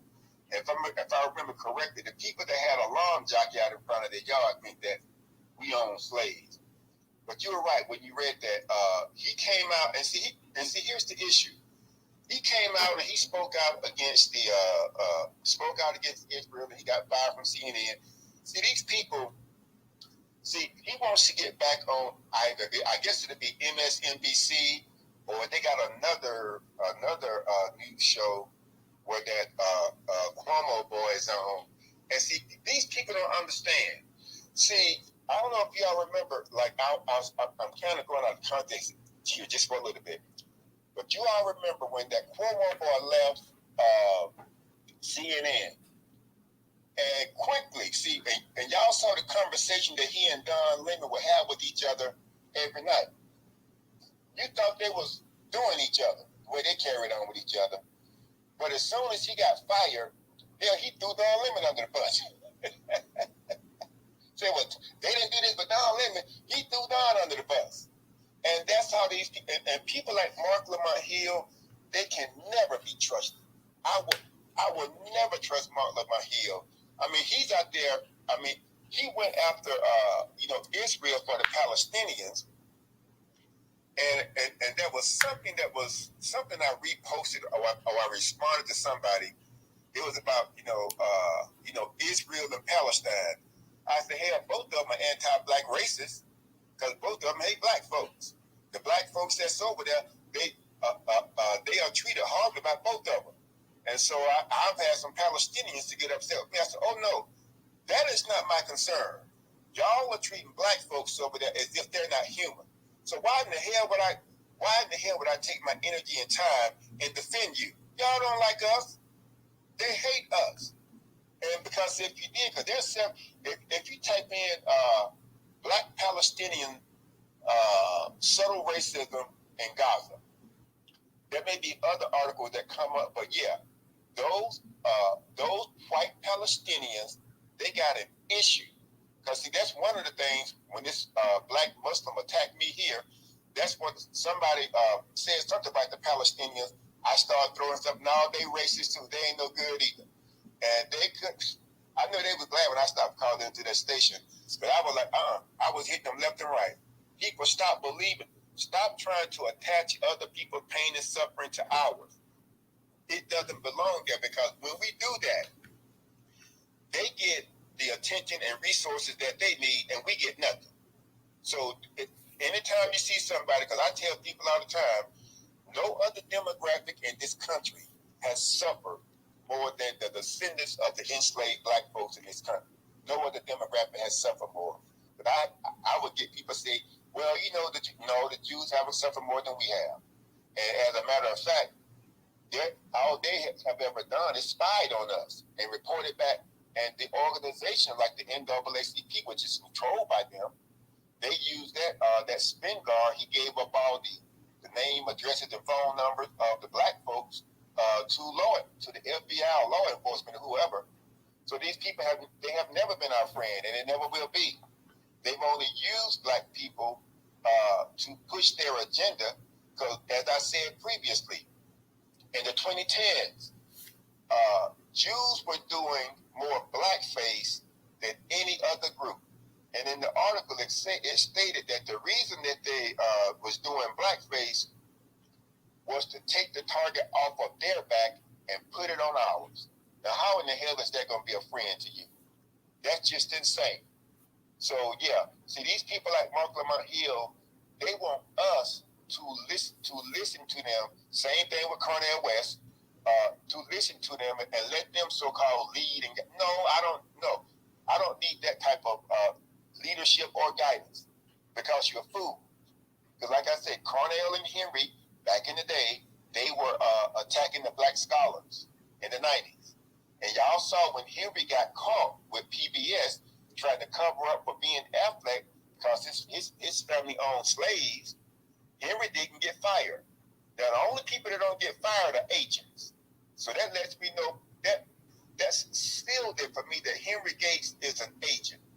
And I tell people all the time, don't trust anything that he says about black history because he's not going to tell you the full truth. He will give you a sanitized version of it. And that's the same thing with Marc Lamont Hill. How in the hell are you going to go and stand up for somebody and you're going to call? Now, here is the issue. You got two white races attacking each other. Why in the hell you want to get in the middle of that? It has nothing to do with you.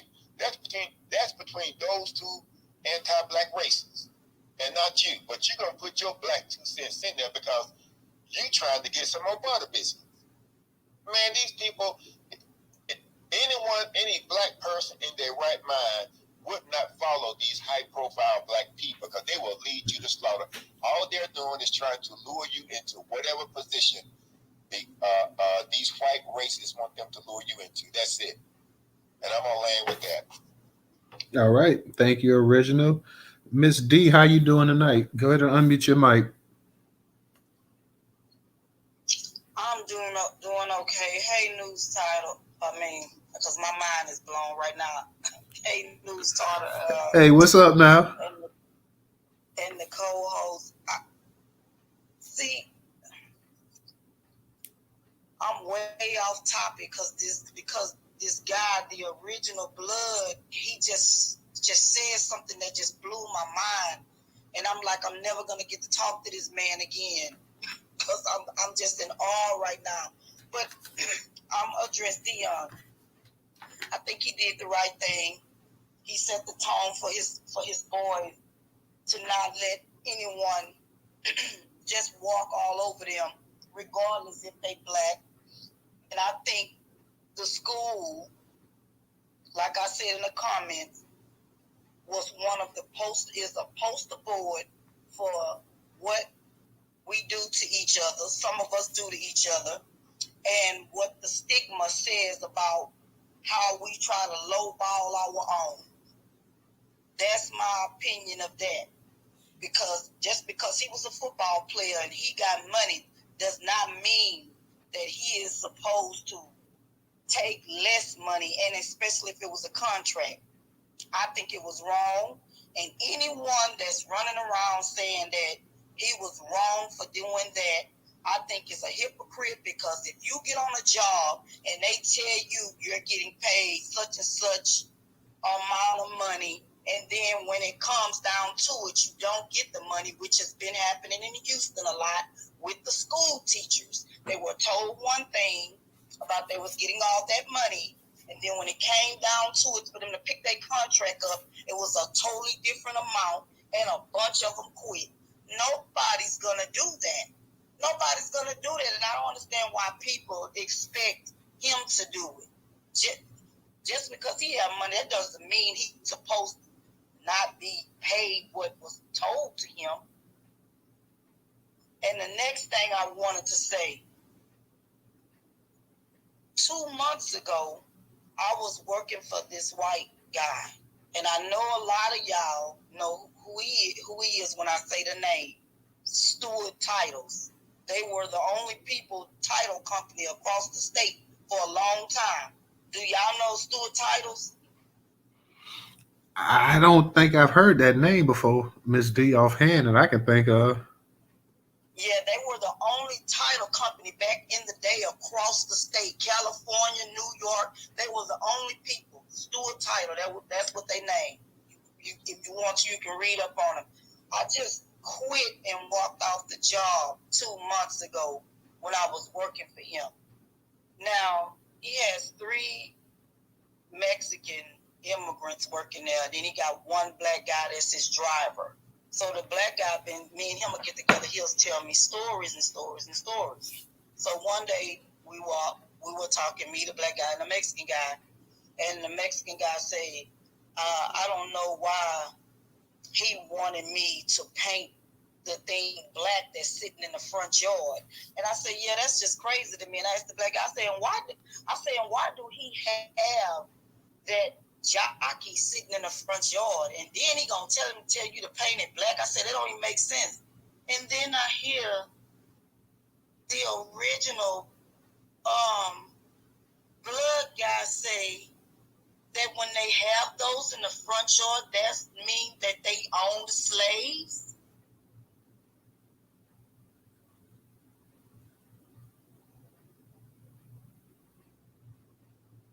Did y'all hear him say that? That's what I said. Yeah, that's what I said, Mama. Yeah.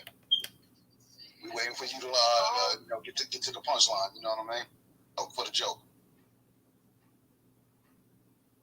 It wasn't a joke. That's what I'm saying. I was working there. I never understood why that thing was in. I never understood.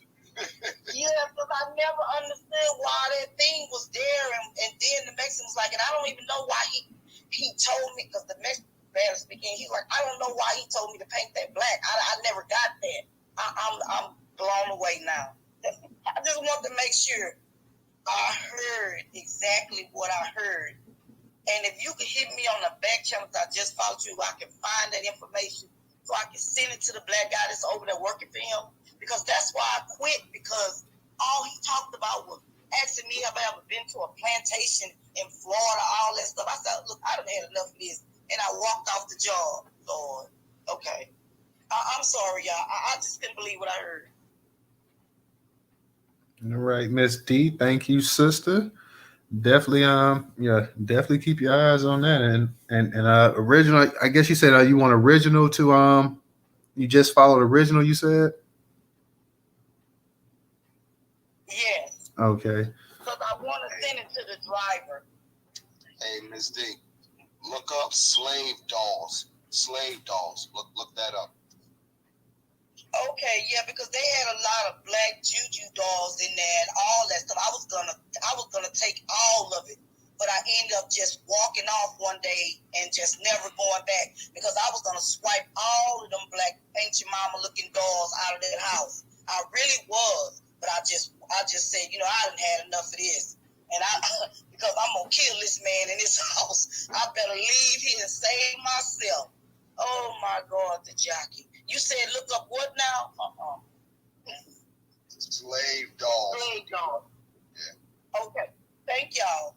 All right, no problem, Miss D. I see my boy Cognitive up in that space as well too. So shout out to Cognitive as well. Shout out to everybody. I see my boy Ray down there at the bottom. Carissa, what's going on? Trouble, Alyssa, Cassandra. I see a bunch of y'all up in here. Carlos, Dominique. So shout out to everybody. Infinite, Diane. I see my girl Dana got her other profile. Dana with the data. So shout out to all you guys coming up in here. Make sure you guys go ahead and retweet the space out. Go ahead and tweet the space out. Go ahead and share it, everybody. Definitely go ahead and do that. Definitely for your people that might not be up in the space so they get a chance. We got it recorded. They can come back and listen. If not, they can always catch it on YouTube as well, too. And also for those that can support on Cash App, guys, whether it's just $1, like I say, every little bit counts. Every little bit helps. If you got $1, then I'm going to give it to you, $Newstoter, $Newstoter. You know the kind of content we put out daily. The Twitter Spaces is just a very tiny fraction of what the actual platform is about. So once again, $Newstoter, Newstoter for the largest Black-owned, Black American-owned, not only just Black-owned, Black American-owned news media curation platform today in America. I know it's early in the month. It's September, guys, but definitely if you can support, we definitely need that. So like I say, if you got $1 or $2, please think about making a worthy donation to an actual site that actually helps put our content out there, puts the information out there for our people as well to help us grow. Make sure you guys visit newstoter.com daily, guys. So make sure you visit newstoter.com daily. If you do not have Cash App, we got the Venmo and PayPal up in the Jumbotron. Same for our folks on YouTube. You guys see $Newstoter, Newstoter. The Cash App, the Venmo, and PayPal is up in the description for those on YouTube as well, too. Let me go ahead, and it's just been a little minute, but I see my boy Leon is up in here. Leon, what's going on with you tonight? How you doing, Newstoter? Been a minute. Oh, yeah, been a little minute. People be busy. We understand how things are. Understand. What's up, DJ? Black, Original, Chicago. We got Black Bliss. What's going on, everybody? Also see my brother Ray down there. How you doing tonight? We got good topics today. Deion Sanders. Let's talk about Deion real quick. I'm gonna give you my take because I was one of those naysayers. I was very hurt and upset when he left Jackson State. Yes, I called him almost everything except for the child of God. I couldn't help it because I was very upset because I was appreciating what he was doing with the HBCU school. But now seeing the moves that he's making at Colorado, I have to eat my words right there. I gotta eat my words, man, because the boss move he's making in Colorado is something I didn't see coming. I don't think most of us see it coming, but he's doing his thing. Shadir's doing his thing, man. He's on track, putting up probably the best numbers of any quarterback in the beginning of the first 2 games of the collegiate year. The man is almost at 1,000 yards, 9 touchdowns, 1 rushing touchdown, 0 interception in the first 2 games, which is almost practically unheard of. But then I also see snippets of him being trained by the white goat, Tom Brady, for the last couple of years. Yeah. I didn't know that. Yeah. He be practicing with Tom, yeah. Deion's getting him ready. See, I didn't know that. I didn't know my man was getting trained by the white goat himself. So I'm like, oh, this makes sense. Don't call CB12 no goat. Eli Manning is goat, nigga. I said white goat. Who's that? Eli? Oh, see, already Eli. He beat the goat. True. No, you're right. even my backup too. So let's not forget that. You know what I'm saying? You got to be my backup too. But anyway. But nah, I'm doing it, man. We'll see. It's still early, but so far he's on the right track. I can't argue with that. Now, Kamala Harris's house party. Man. Did anybody see any curry goat, curry chicken, curry pad thai, whatever the hell they be eating over there? The chickpeas, masala, and all the other stuff. I didn't hear no Punjab music or nothing. I ain't seen no Bollywood videos playing or nothing. I mean, that's what she is. This, cosplay and stuff. I don't know, but man, the way that party was from some of the videos I saw, man, Democrats was bringing out all the free fried fried fish and butter biscuits you can eat. I mean, that was worse than what the hell's brother man from South Carolina? What's that? Cool Jimbo Cool Jimbo Clyburn. Yeah, that party was bigger than his. Matter of fact, I wouldn't be surprised he wasn't there. He probably was. But anyway, why you fucking with me about these reparations, man? I said I was down with it. Yo, why y'all keep fucking with me? But the truth is, man,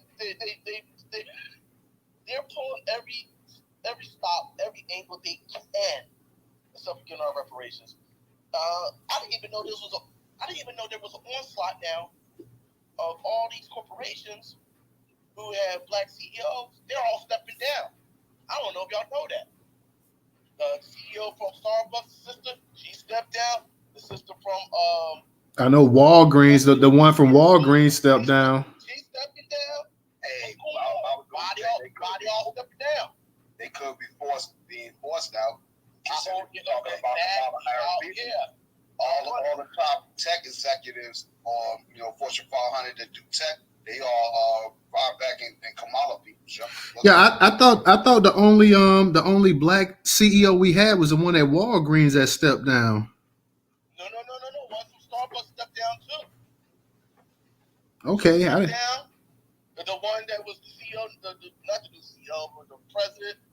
I don't know if it's CBS or ABC. She's stepping down. So all these high position blackface or black executives, they're all getting pushed to the side, and it's kind of weird that they all get pushed to the side very quickly. Since we're coming up to the less than 10 months away from the election, it's really telling on what this government and this what they're trying to do. And I'll land there. All right. Thank you, Leon.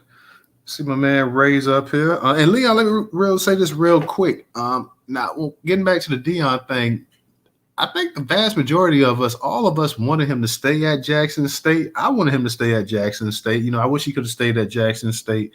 I just wasn't upset, to the point that a lot of other people were, but I wish he could have stayed at Jackson State and, continue to actually elevate the HBCU program.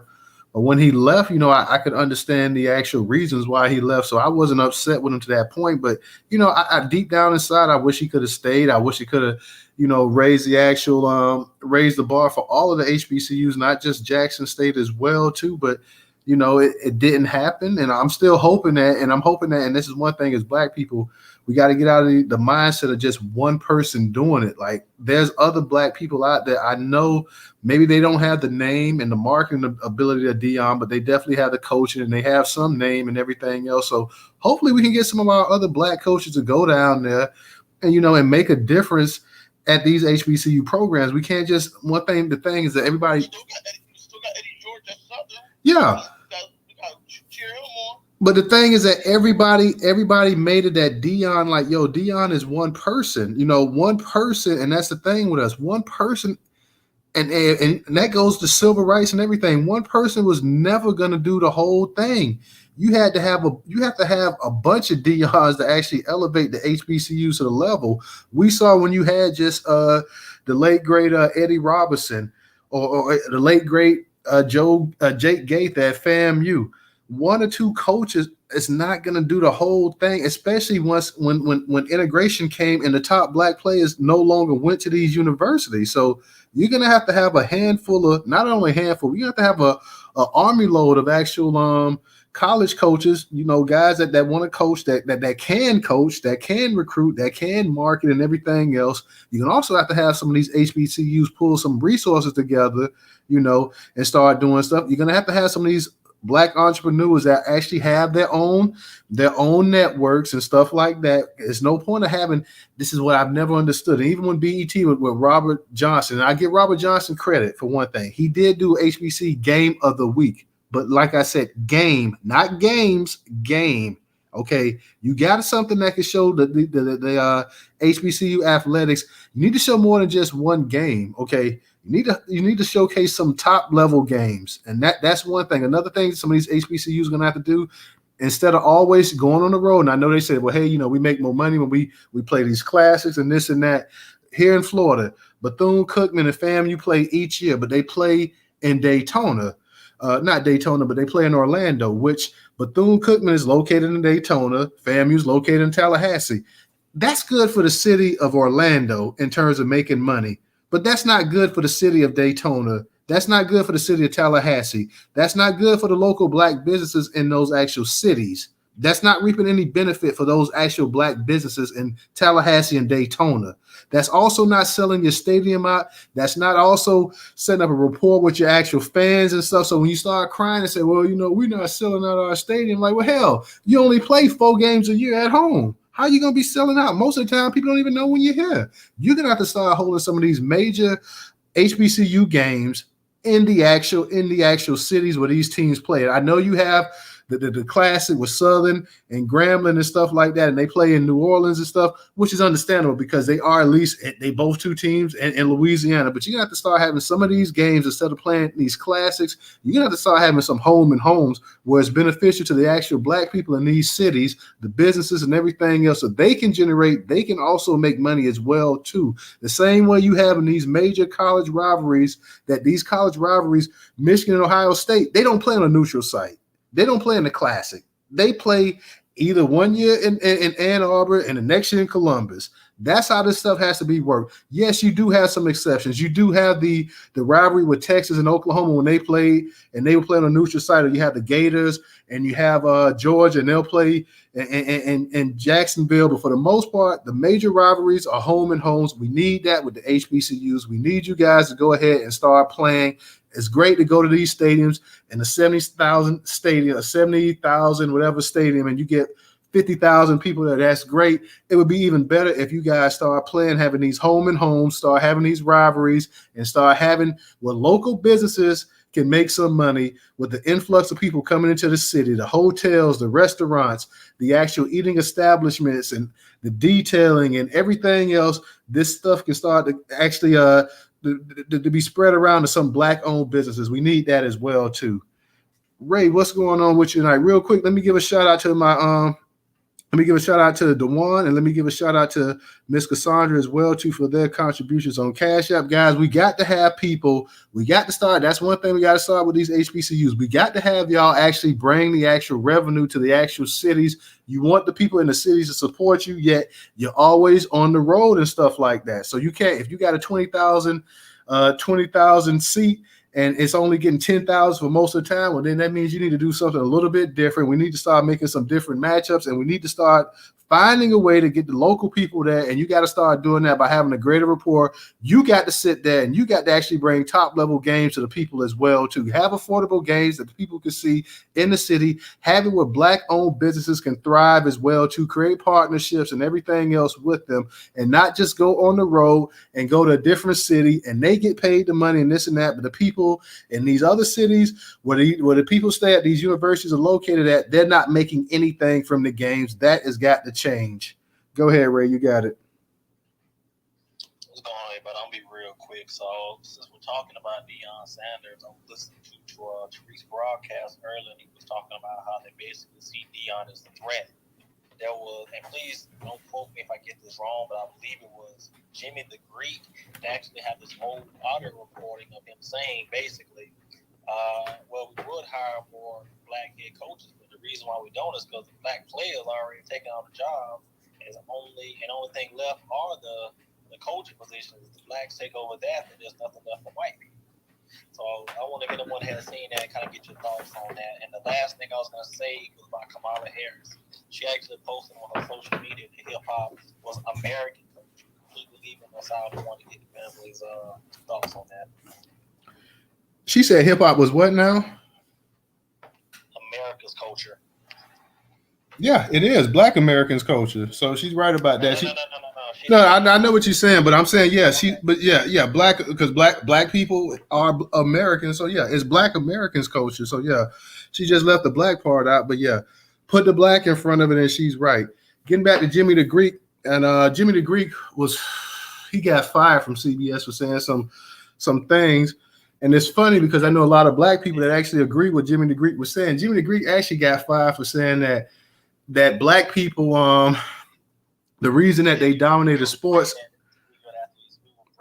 Yeah, and a lot of black people, even though they thought it was offensive, they thought he was also telling the truth. It's like, well, in a sense, he's right. Like they did breed these black people, and they took the biggest and the strongest, and that is one reason why black people dominate stuff like that. So even though it was offensive, and I know a lot of older black men especially was laughing about it, and they thought he was racist too, but they was like, in a sense, they thought he was also telling the truth. Like, yeah, you did take the biggest and the strongest, and you bred them, and this is what you got as an end result. So a lot of black people are like, hey, he racist as hell, but he's telling the truth in a sense.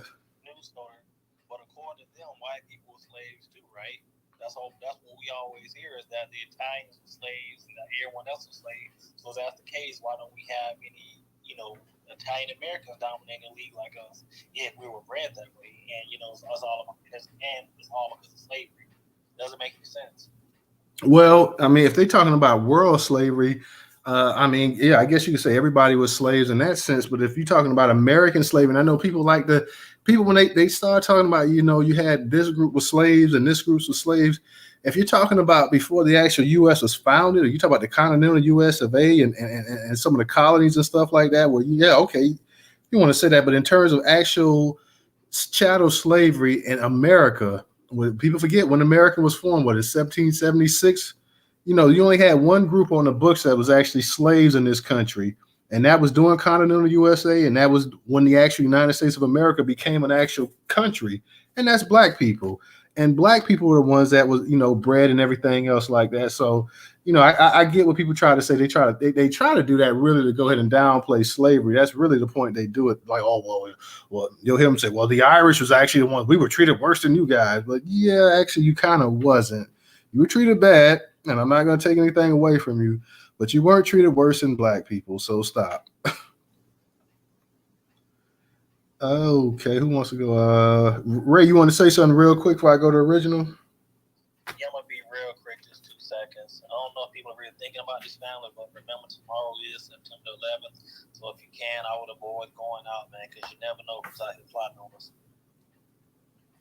Yeah, real talk. Yeah, it is September 11th. That's crazy. How time flies as well, too. So, yes, sir. But shout out to you, Ray. Appreciate you. Let me go ahead and get back. And anybody else that wants to speak tonight as well, too. Like I said, the topics, we're talking about Deion Sanders' impact. We're talking about Kamala Harris and her hip-hop party. And I don't know if y'all saw that clip that was circulating as well, too, when she was up there trying to dance. And I do say trying to dance. It was like that. It was like that old episode they had of in Living Color when they was making fun of Whitney Houston, where you had what's the name? What's the Wayne girl name? The sister DJ Kim Wayne is when they was doing like they was doing like it was supposed to be they was imitating Whitney Houston, but it was supposed to be called Rhythmless Nation or whatever, trying to say that Whitney couldn't dance, which she wasn't really no dancer. She was a hellified singer, that's for damn sure. But Whitney wasn't much on the dancing, but they had the little skit where they had the Rhythmless Nation, but that Whitney made Kamala Harris. Well, I should say Kamala Harris made Whitney look like Tina Turner up there dancing. I mean, Kamala Harris was totally, I don't know what she was doing, but it's a video of her trying to dance. She got her hand up in the air and this and that or whatever. It was utterly ridiculous. But go ahead, original, you got it. Because that's how those AKAs dance. AKAs. Yeah, let me say this. See, but Newstoter, Ray was right. See, Kamala, she's always running around talking about she's black. But when it came down to discussing the issue of black culture, she left the black out and just said American. See, Oh, I know. And original. I knew exactly what Ray was saying, and that's why I went ahead and I said it in a smug way, like, yeah, she's right, Black American. So I know exactly, and it's just not her. It's a whole this whole 50 year anniversary of hip hop thing has started to sway that way. They're using mainstream media to go ahead and sway it that way and make it into it's a everybody's type thing, you know, just totally taking it away from Black American culture. So not to cut you off, but go ahead, original. Oh no, you good. But see, again, as long as we put up a fight and let them know whenever that conversation said, no, y'all didn't do that. And here's the documentation to show that. That is what pisses them off, is that they know that there's some of us who's not going to take that. But I want to speak on the HBCUs for a minute. Now, you mentioned that the Southern or the Fall Classic that the HBCUs have, right? When I lived in, now, see the HBCUs, they gonna have to step their game up. See, when I lived in California, that Southern Classic, it came to San Diego one year. And so what happened is the below stupid black boy, because he ain't no man, that they put in charge to promote this thing. Now what this fool did, he took that money and took it to a white marketing agency and said that he wanted them to, to market this and da-da-da-da-da. And so what the white marketing agency did, they took that money and gave it to the white radio station that black folks didn't listen to. And so then they was wondering, well, why are the ticket sales? Because see, it was in San Diego, Long Beach, LA, just like 150 miles to San Diego. So there could have been carloads of us saying, okay, come on, everybody, we're gonna get together and we're going to the football game. So this fool, he came on KJLH, which is owned by Stevie Wonder, and he started saying, yeah, we've been, we coming, the ticket sales are down and da-da-da-da-da. But he was such a below stupid person. He told that he had went to this marketing, this non-black marketing agency, when he could have came to the black-owned radio station.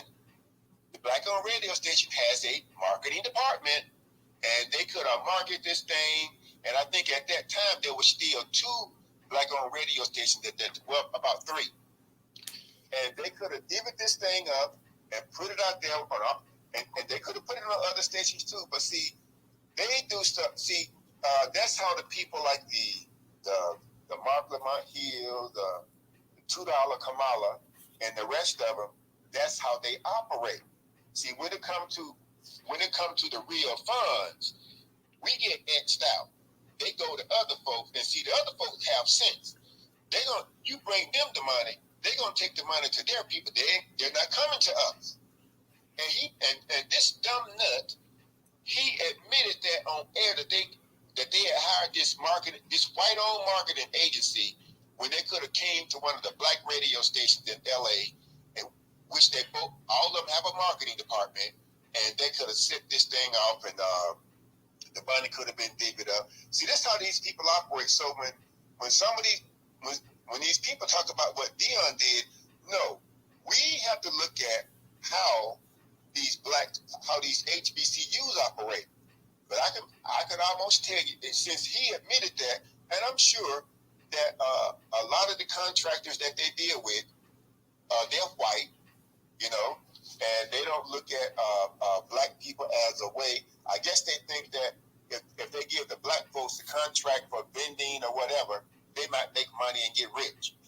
You know, so there is if people want to throw blame out there is blame to go all the way around, because what some of these HBCUs do is just disrespectful to the black community. And I'll land with that. Thank you, Mr. Original. Let me go ahead and get to it. And like I said, man, it's the HBCUs, but you know, black people also got to put some pressure on the HBCUs as well, too. Like I said, a lot of these classics are not that they're beneficial solely to the schools, but they're not beneficial to the actual people that live in these actual cities. Like I said, it would be much better if you had some of these rivalry games played in the actual 1 year is played here, 1 year is played there, one off, one off. When you start going to these other cities, you know, that's just not beneficial in terms of the actual black-owned businesses and stuff like that. It may be beneficial for that black-owned business in that city you're going to, but what about the people that support you and go to your games year in and year out? How are you helping them out? So, like I said, we really need to get to the point where you're starting to have, and that would help with the stadiums and everything else. It really needs to get to the point where, hey, we need you to go ahead and start playing some of these games in some of these cities and some of these also HBC universities as well, too. I think that would also help, too, with the ticket sales and stuff like that. Start showing that, hey, I can sell out my own home stadium. If I got a stadium that only holds 24,000 people and we're routinely getting 12, 13,000, you know, that hurts with the renovations. That's not showing that, hey, you know what? We can't even build on or add on, or we can't make any repairs to the stadium and this and that because, you know, we're not filling it up. Start playing these home games. Start getting your fan base and stuff to fill up these stadiums, because let's be for real. When you look at these college teams and these pro teams in particular, it's the actual cities and stuff that's raising funds to actual build new stadiums or help to raise money for repairs and stuff like that as well, too. So we got to get to the point that these HBCU stadiums are filling up and they can go ahead and bring the receipts. Like, look, you know, 6 games a year, we're selling out or we're close to selling out and this and that, right? We need y'all to go ahead and raise some revenue. We need y'all to do whatever so we can go ahead. We need to spend $20-30 million on stadium renovations for our stadium. Straight up. That's the way we got to start looking at stuff as well, too, as a people, because they do it anytime when these NFL teams get pissed off and they say, you know what, I'm going to move. I'm going to take my team. I'm going to move them or whatever. The cities find a way to come up with billions of dollars to build them a new stadium. If they don't build them a new stadium, they up and leave. Straight up. It's 2 options. A, you're going to build me a new stadium, or B, you're going to leave. And then in Florida and these major stadiums and stuff like that in some of these cities, of course, these stadiums can hold capacity 70, 80,000 people. They say, hey, you know what? We need money for renovations. And I know people say, well, you know, they got boosters and this and that. Yeah, the boosters don't pay for all that stuff. Let's be for real. That's coming from taxpayer dollar. So we need to go ahead, and these HBCU stadiums need to find the same way to get taxpayer dollars to go ahead and make renovations, because a lot of these stadiums damn sure need renovations to them as well, too. Ray, go ahead and unmute your mic. No, I was gonna say, man, I just really hope Brother Deion shines, very, very brightly, man. The brother's, doing really, really good things. But like you said earlier, his test is gonna come. I want to say when he plays USC in a couple of weeks. Because at the risk of sounding like a hater, I'm just gonna be honest. He just hasn't really beat me about it yet, because TCU was absolutely garbage. Georgia blew them out by, I think, close to 60 points, and then Nebraska was another unranked team. So the brother is doing good stuff, but his truly first big test is going to come in a couple of weeks. He has to go play, I believe it's Caleb Williams, the young man that won the Heisman last year. So that's when his really true test is going to come then, man.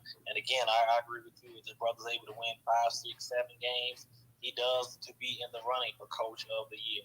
And one last thing before I get off, I wanted to see what you're going to do with space over this California bill, SB 923, where they're punishing parents if they don't affirm their children's gender or whatever nonsense is going on, actually taking children away from their parents. I wanted to get your thoughts on that.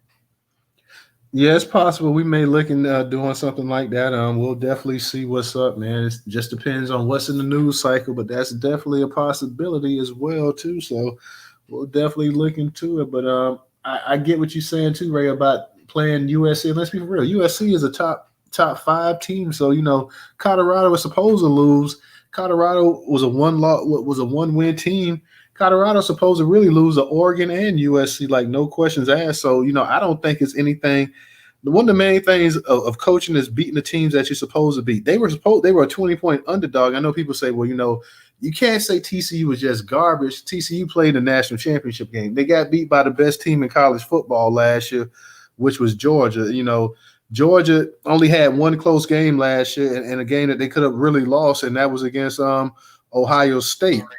So, I don't know if you could just say, that they're garbage. Yeah, they lost they lost their quarterback and they lost some players, and they may not be as good as they were last year, but, they were a 20-point underdog in that game, and Deion them, they won on the road too. So, you gotta give credit where credit's due. You have to go. One way of establishing a program is to go on the road and win games that you're not supposed to win. And he did that. Another thing was that you come back the next week, and before and Nebraska was an actual favorite in that game until Colorado actually beat TCU. So, they were underdogs going to the season in both of those games, and they won them. So you can only take care of one thing at one time. You have to give them credit for that. Nobody's expecting them to be a playoff team or to be up in the Pac-12 championship, anything like that. You have to kind of, they have lower expectations. And, and coming into the season, most people say, hey, if they won 4 games, that's a somewhat successful season. And, they definitely have a realistic shot of winning 4, 5, 6 games, potentially 7. But, it'll go a long way. If they beat Colorado State this week coming up, that's 3 wins. So, I believe, like I said, and I stand to this, if he gets 6 wins, he's the coach of the year. I don't care what anybody else does. Nobody comes in there and brings in 70, 80 new players, flips an entire roster, first-year coach, and you're coming from an HBC level. You're not even coming from what they call a group of 5 to a power 5. You're coming from an HBCU all the way to a power 5 conference. Okay, nobody can do that, and you improve by 5 wins. You're the coach of the year, straight up. So if they do that, if he wins 6 games, he is definitely coach of the year. If he wins 5 games, he's in the running for coach of the year. If he wins 4 games, it's a much improved season, and you got eyeballs on him. But if he wins anything 5 games or more, to me, he's either coach of the year or he's a runner-up to the coach of the year with 5 wins. 6 wins, he is a legit coach of the year. I see Lola. Lola, go ahead and unmute your mic. You got it? Hey, Newstoter. Thank you for allowing me to speak in your space. Can you hear me okay? Yes, I can. How you doing tonight? I wanted to speak to the topic of your space as far as Deion Sanders goes. I am from a coaching football family, so I just wanted to add my 2 cents to the topic. It's like we're trying to hold Deion to some higher standard than we do with other coaches in the industry. This is what coaches do. Nobody gets to coach. Most coaches in the NFL, they started in college. They win, you move up. You win, you move up. You win, you move up. Okay. I think his confidence rubs some people the wrong way. But if you've been a fan of Deion Sanders, this is who he is. He's the same person, and you cannot take lightly what he's doing. He's shaking the table. You have to understand that NCCAA, the college, first of all, ball would be nothing without. They didn't want kids to make any money off of their likeliness. They just passed that rule. Now you got somebody like Deion who's getting the big recruits, and they don't like it. They don't like that he's shaking the table. He's one of them. Those kids, they admire Deion. They respect him. And Deion is one of them. He come from a single mom from nothing, okay? And no recruiter in the world can touch that. No recruiter in the world can touch that because he just being one of them is just a different. The man, give him grace. And TCU was not some shabby team. They wasn't expecting him to win that game. And his son just isn't a quarterback on the team because you know how it is. Coach's son always get that position, but no, his son is very talented. Both of them, they're very, very talented. I just feel like we need to give him grace and root for him. It's bigger than football with Deion. It's bigger for me. It is personally. It's bigger than that. I can see the forest past the trees with this issue, because I know it's an industry where, you know, they never wanted to give a black man a top position in the first place as far as coaching goes. So for me, I'm going to root for him till I don't have any air in my lungs. I want to see him win, because it's a brutal business. It's very brutal. And they can't stand that he is doing what he's doing. And it's one thing to talk shit, but to back it up, that's what he's doing. So I just want to say, you know, let's give him some grace and support him. He's done some miraculous things. He did a lot of miraculous things for Jackson State.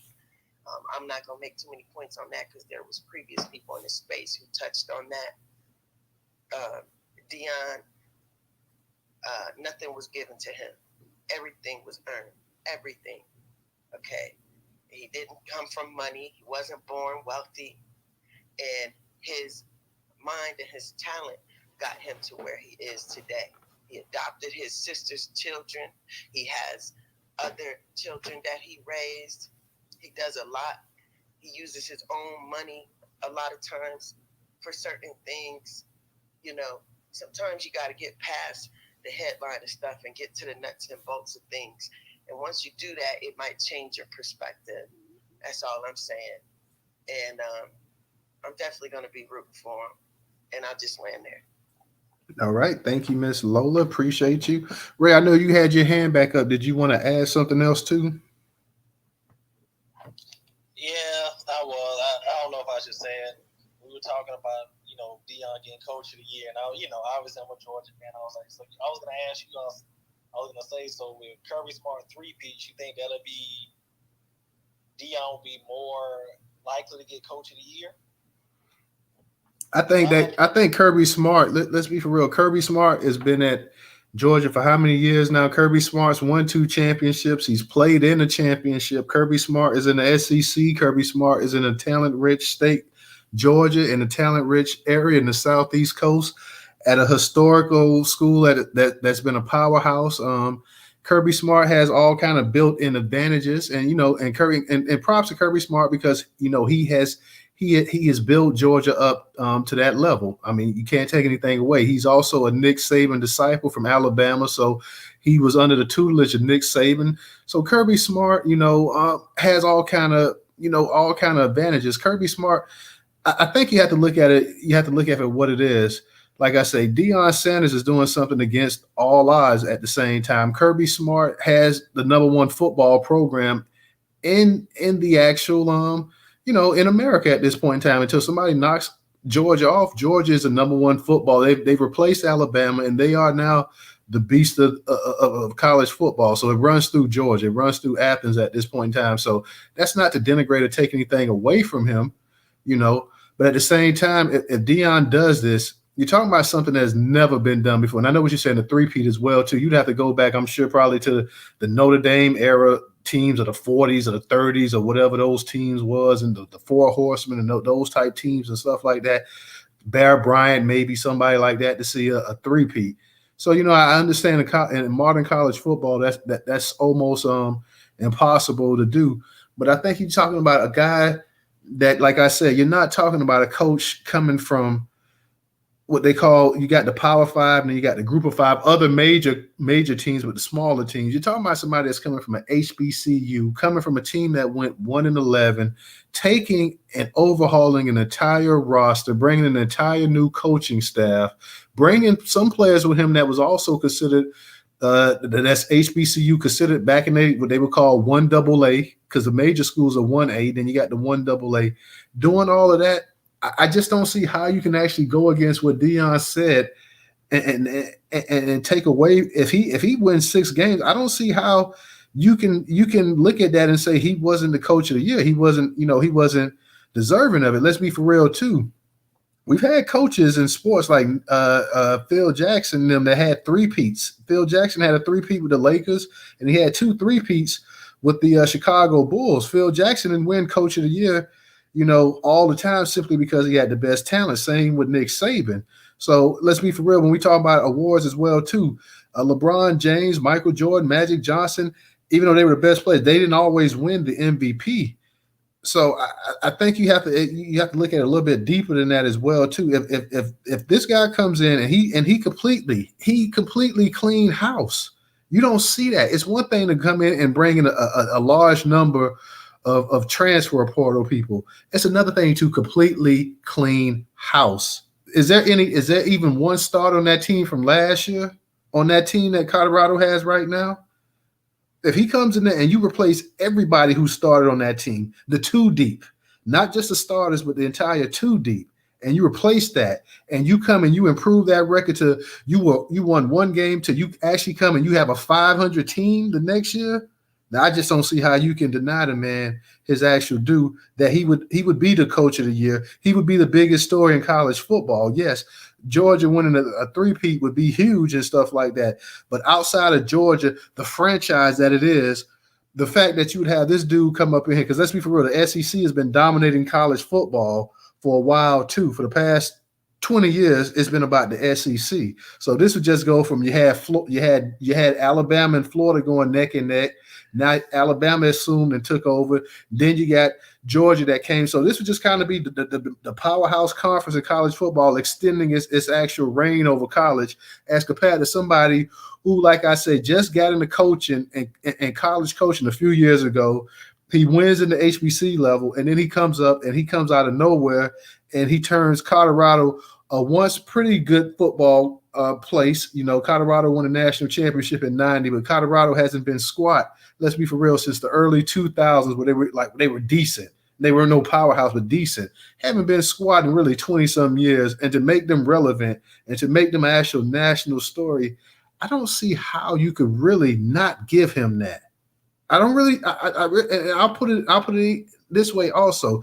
If Deion was a white coach and he came up from that same level and he did this and did that, after a year or so, they'd be trying to get him a major job at one of these universities and everything else. So I just don't really see how he wouldn't be the Coach of the Year. Because like I say, Georgia, Alabama, they've been on top for the long time. The SEC's been on top for the long time. If we count the past 20 national championships, how many national championships came out of the actual out of the SEC conference? So what they're doing, Kirby Smart is just extending his mentor, Nick Saban. He's replaced Nick Saban, and now he is considered the #1 coach in college, because Nick is up there in age, and Nick is having a hard time. So Nick is having a hard time with this new version of college football with the transfer and the NIL. He doesn't like that either. So now a younger guy, and Kirby Smart, is able to go ahead and take advantage of the pieces that's put out there, and he's able to capitalize on it. Now you got somebody like Deion coming out of nowhere, and he's able to go ahead and transform this and put it to that point like that. If he wins 6 games, I just don't see how you could not make him the Coach of the Year. And like I say, Georgia is a machine at this point in time. It's one thing to be a machine, and it's one thing to be like the lowly underdog to come out of nowhere. I mean, and just to go ahead and just, all eyes are on him right now at this point in time for what he's doing. Colorado won 1 game last season. That's what I'm saying. Yeah, they were 1-11. 15 players that left when Deion took the job, like over 15 players that transferred. Not only did 15 players transfer, but a bunch of other ones he kicked them out. He cleaned. He told them when he got there, he told them that he was going to clean house. He told them that they basically weren't his type of players.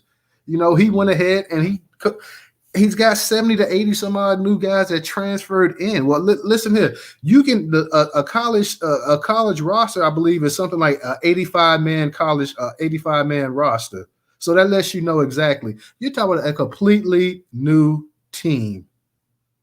This team has no continuity outside the spring game and fall practice. They don't know each other except for a few guys that played on Jackson State. You're talking about guys that have never played together in the system. You talk about new coaches and everything else. You're talking about trying to recruit. You're talking about trying to install systems. You're talking about trying to do all this and all of that in a totally new environment in a new place. That's a lot to ask for. Where 75% of the players are black too. They don't like that. I agree. And Colorado is not really that black, so you know what I mean. No, Colorado's not black at all. But the simple fact that what he's been up against, I just don't see if he's actually able to piece this stuff together and do this and do that. Like I said, and I'm a Florida State fan, and if Florida State win the championship, and Mike Norvell took over a team a couple years ago that won 3 games and then won 5 games, and if they were to go undefeated and win the championship, it's a great story. But if Deion, you from Florida State, so you familiar with the Coach Bowden? Yeah, Coach. Yeah, I grew up with Coach. We grew up listening. Coach Bowden, he was at Akron U when my son was there. He coached Deion Sanders. Yeah, Coach. You talk about Bobby Bowden. And his brother. Yeah. So if Florida State was going to go undefeated and Mike Norvell turned them around in year 4 whatever, and they went undefeated and they won a national championship, great. I'd be happy and this and that. But he wouldn't deserve that. He wouldn't deserve the coaching award over Deion either, because still this dude came from the bottom of the barrel. This would be something never done before. And there'll be a lot of people that probably would want to see somebody coming from the HBCU being the actual coach of the year. A lot of people would be upset about that as well too. Some people say, hey, this makes the greatest story that you had this guy that came from there and he's able to transfer the program. After that, you go 6-6, and the sky's the limit. There's a lot of expectations then for Colorado the next year. So, but Ray, that's just my personal opinion. That doesn't mean that that's going to happen. But I personally believe if he's able to transform them like that, to me personally, he deserves to be hand down the coach of the year. And like I say, and I'm a Florida State fan, straight up. But if he does, and if they win a national championship, I'll be happy. But I still would think if Deion went 6-6. After taking over a 1-11 team and bringing in 70-something to 80 new players, installing the system, taking guys from HBCU and stuff like that. Because HBC, let's be for real, people say y'all ain't good enough to play up here. Y'all ain't good enough to play with us. Y'all are beneath us. The HBCUs are considered not the best black athletes. They're considered 2nd or 3rd tier. If he was able to take those guys and they was able to do that, hey, hats off to him. I have to go ahead and give him his due, straight up. I mean, real talk. That would be something that I've never seen in my lifetime. 3 national championships in a row is something I've never seen in my lifetime either. So let me not downplay that. That would be monumental. I'm not saying that, but like I say, Georgia right now in point in time is a machine. They're the machine that took over for the other machine. They put the other machine to pasture right now. It look like Alabama done went to sleep. So you got one machine taking over for another machine in a conference that is the machine of college football. So, I ain't taking nothing away from Georgia, because Georgia's putting their foot up. Everybody's behind at this point in time, but I personally don't think Georgia's going to win no three-peat either. But, that's another story for another time. But we'll see. I got to respectfully disagree. I'm sure you would. Hey, go ahead, DJ. Hey, Ray. See, what he don't understand, you better put some respect on the dog. So what you fail to realize, Tyler, the scientific mathematics of what you trying to explain the brother way ain't connected, because he don't want to hear it. So what you really saying to him sounds like this. Ladies and gentlemen, please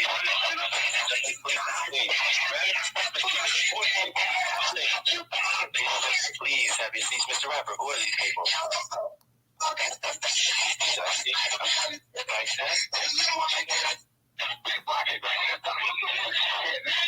Mr. Rapper, tell me, where are they mad? Let me tell you why we mad, son. Where the fuck you got to get a deal?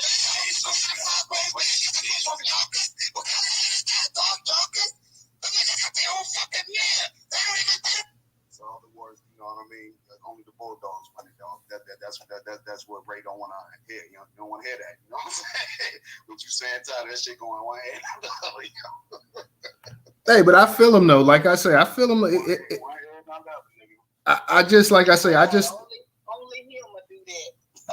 I just think, like I say, that what you're seeing right here is something that you don't see often.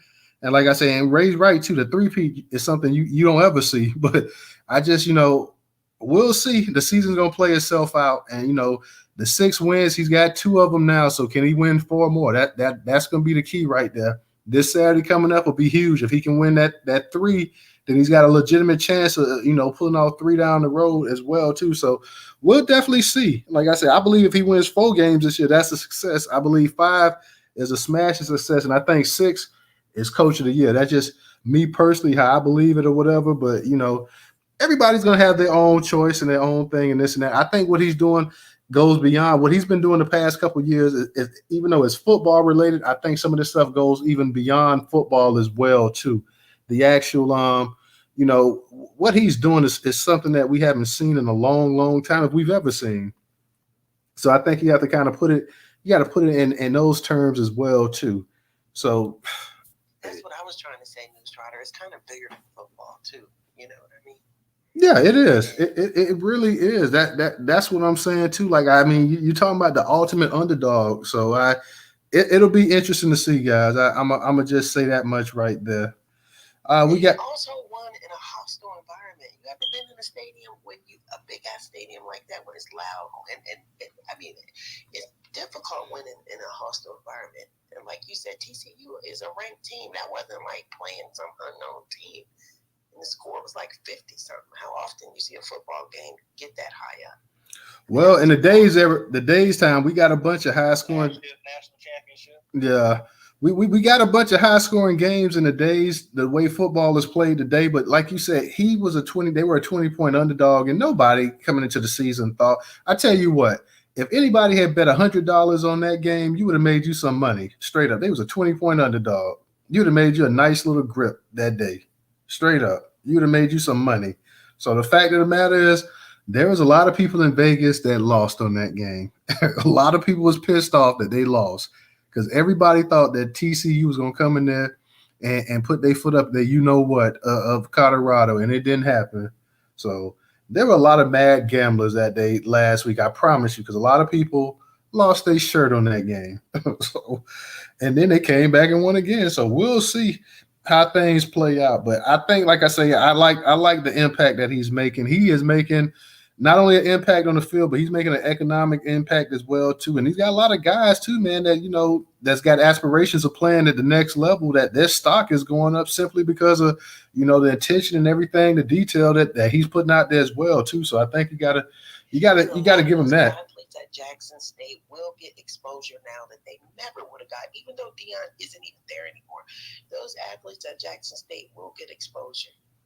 Yeah, because Jackson State has already played twice this year on TV when Deion wasn't there. They played twice this week, so twice this year so far. They was in the Orange Blossom Classic last week against FAMU. They got beaten the week before. I think they played another I don't know if it was South Carolina State they played, but they've been on TV twice, even though Deion's not the coach. So yeah, they still getting they're still getting exposure, even though he's no longer there. And let's be for real, they were getting exposure because he was there. DJ, what's up? You got it.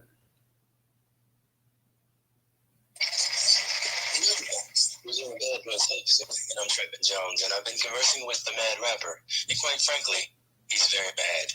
We're going to try to find out why. So we'll take some questions at this point from our studio audience. Yes, ma'am. Please stand and state your name and where you're from. Hi, my name is Shay, and I'm from New Rochelle. And I just don't understand. Why are you so mad? Yeah. Like, what are you so mad about? Yeah. Not the Mad Rapper thing. I'm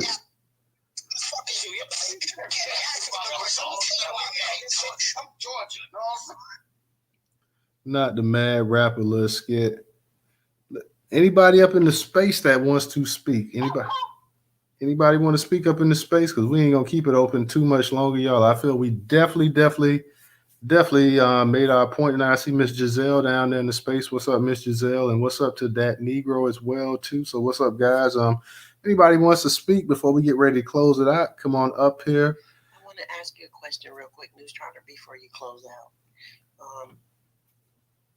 Who do you think on the Democratic side would be a contender other than Kamala Harris? In terms of actual outside of Joe Biden?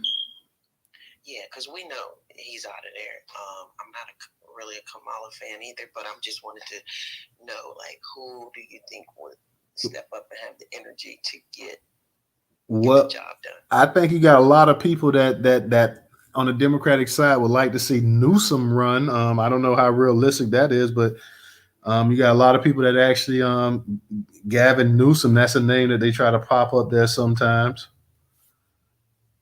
But I don't think you're gonna get a whole lot of Democrats. I know you're gonna have some, but I think most of them are still, even though they want Joe Biden to kind of sit down, but I don't think they really want to come out publicly and trash the actual sitting president. But I think Newsom is one person name that we've heard pop up there as well too.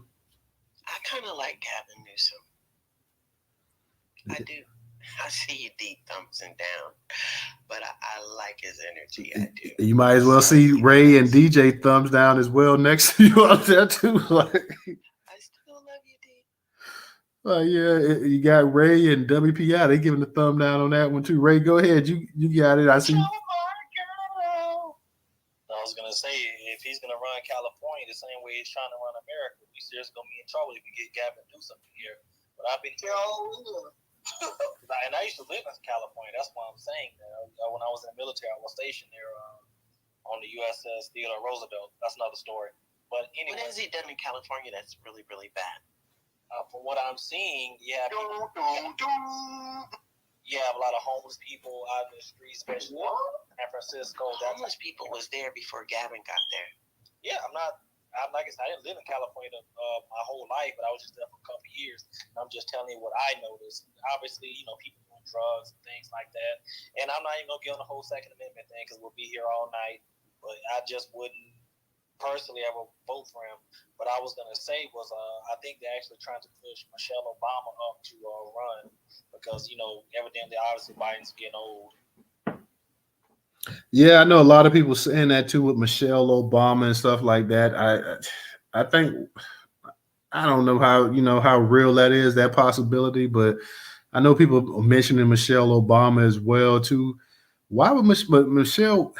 Does she really want to get back into politics? Then Obama, he's back into politics because he's back in the public eye. So I don't know. I wonder if that's just once again just hype behind that, but very interesting I just think point. they don't like Gavin Newstoter because, first of all, California is the number one racist state in the country. It has a lot of hate groups there. I know when we think of California, we think of the beaches and the sun and all that, but it's a very racist state. And for me personally, he stands for a lot of diversity and shit like that, and they don't like that shit. Same thing with Larry Krasner in Philadelphia. Larry Krasner went into Philly and cleaned house. He fired a lot of corrupt people. He fired the whole prosecutor's office. He fired corrupt cops. He started from the bottom up, and they don't like that. So I just got my ear to the streets. Yes, ma'am. Nothing wrong with that. I see Miss Giselle. You haven't had a chance to speak, so let me get Miss Giselle up in here, and Miss D in original. I'm gonna get to you, Miss Giselle. How you doing tonight? Yeah, I know Giselle gonna take care of that answer. I'll let her have it. I love Miss Giselle. Sock it to me, Miss Giselle. Sock it to me. Hold on. I was going to speak to the whole Deion Sanders thing and in reference to something else. I was going to say something, but the Deion Sanders and Kamala Harris. I think Deion Sanders, he's going to make it do. Of course, they would have given him way more money if he was a white coach. But I think this is the time where a person like a Deion Sanders say, fuck the establishment and start your own, like what Ice Cube did. Like, if you guys have ever been to a Big 3 game, it is so exciting. It's so exciting. I went, myself and my children, we went, and it was fun. We had so much fun. Ice Cube actually did the halftime show here in DC. So, like, to me, I think it's time for us to get our own football squad. And they probably could go, look, I'm about to give him his own business platform. I was about to lay it out. But going back to the point, I think Deion should do his own thing. I think he should start a league of his own. and do it just like what Ice Cube is doing with the Big Three, because that I think we can filter use these our own platforms and filter our own happiness. We gain the most traction in the athletic area anyway. Nobody's coming to see anybody else. So that's for the Deion part. But as for Kamala Harris, and with when it comes to Michelle Obama, I think they're pulling Michelle Obama because they have to pull back some of the black support. A lot of people they probably cut off Obama because you know how I feel same way with Obama. I always had like a for Michelle because I remember her energy when she was clapping back at the you know when they were dealing with what they were dealing with when they were in the office. But Michelle Obama, you know, we know she's part of this establishment as well, but she kind of can tap into that our energy here, and you can tell just by she knows how to respond. She knows what to do to get to our people. So they're trying to use Michelle Obama because they've absolutely lost a lot of support. This immigration situation is killing the Democratic Party right now because they don't have anything under control, and it looks more like they're giving away the whole country. So I think them putting Michelle Obama up there to play two things. If this doesn't work, she'll be the fall guy, and if it does work, she'll be the one to pull in our people. So they'll say it didn't work because her, you know how Obama was. They'll blame her on that level, or they'll say, or if it does work, they basically just using her to pull on the black women who they believe will pull on the black men to get another seat until they figure the next phase of the shit out. But I don't know if that was part of the whole question because I was here, but I didn't hear all of the last part of the comment because I was doing some stuff. No problem. Thank you, Miss Giselle. No, you're welcome. Let me go ahead and get to get a new speaker, Big Lowski. Go ahead and unmute your mic. Hey, real quick, I just turned this goddamn New York Giants game off, man. Dallas, you still ain't shit, Cowboys. Fucking Giants, though, still too. Hey, good how y'all doing? Hey, you in the Matrix, yeah, you're in the Matrix, Lowski. Hey, Big Lowski, you're in the Matrix. All right, can you hear me now? Yeah, we can hear you now. Hear me a little better now? Yeah, I said, yeah, good evening to the host, co-host, and the missus. How y'all doing? Yeah, I might be a little bit off topic here, but I was doing, I was doing some brainstorming the other day, and I was looking at campaigns, political campaigns that work very well. And I remember back in 2016 when the Trumpers had the stickers that they used to put on gas pumps. And I said, hey, that's a great idea. How about we take that and create our own? And so I got these reparation stickers that I had created, reparations for Black Americans. I'm going to put them in a Jumbotron. They're available on my website.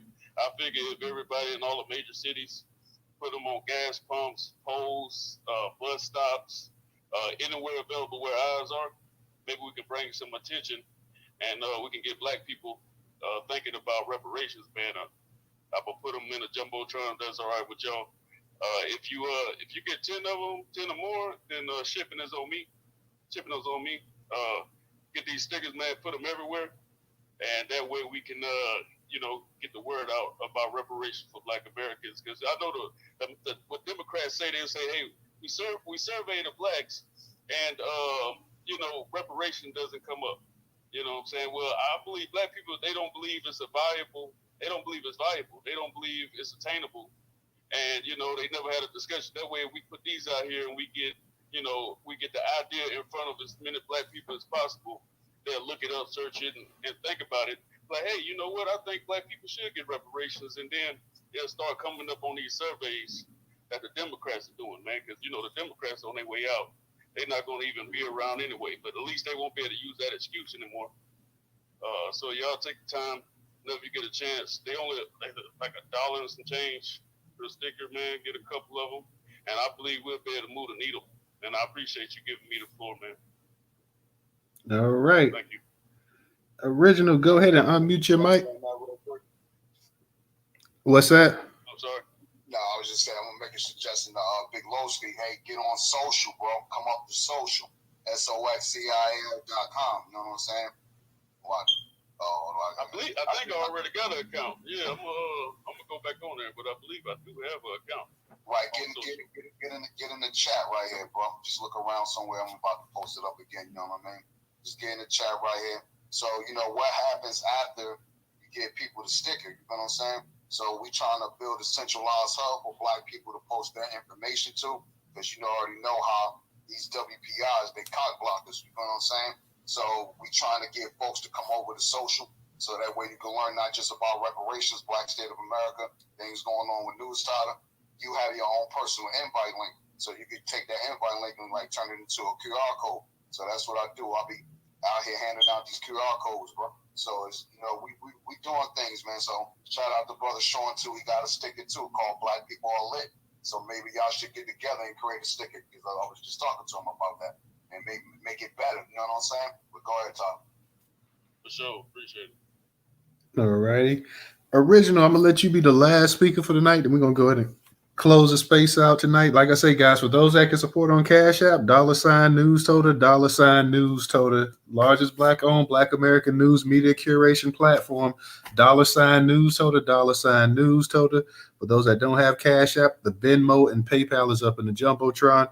Original, you'll be the last speaker for the night. Go ahead and unmute your mic. What I want to say was this, is that I think we have to be careful in looking at Gavin Newsom as well as Michelle Obama, because see, they always come at us from an emotional standpoint, thinking that because of what was happening in California with the reparations, hearings and things of that nature, and then Michelle Obama, although she be Black, but at the same time, she is under the control of these other folks when it comes to us. So she might say some things that sounds Black, but when push come to shove, and it's time to, do right by the descendants of enslaved Blacks in America, that's not coming. And so I think we have to be more astute than to just say, oh yeah, so and so, well they did this, and I kind of like their personality, and we have to go in with the real, because if they can't be upfront with us and not give an obscure response when we pose questions to them, they're not worthy of our vote.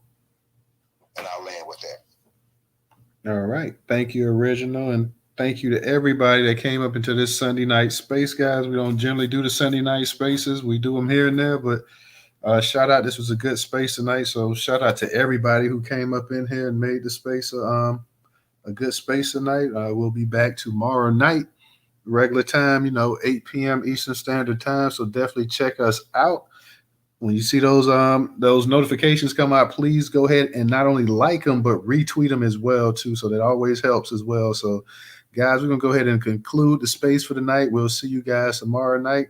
Everybody have a good Sunday, and we'll see you then. Take care. Peace. Yeah. Don't be hating on my dogs. You know what I'm saying, son? Tell them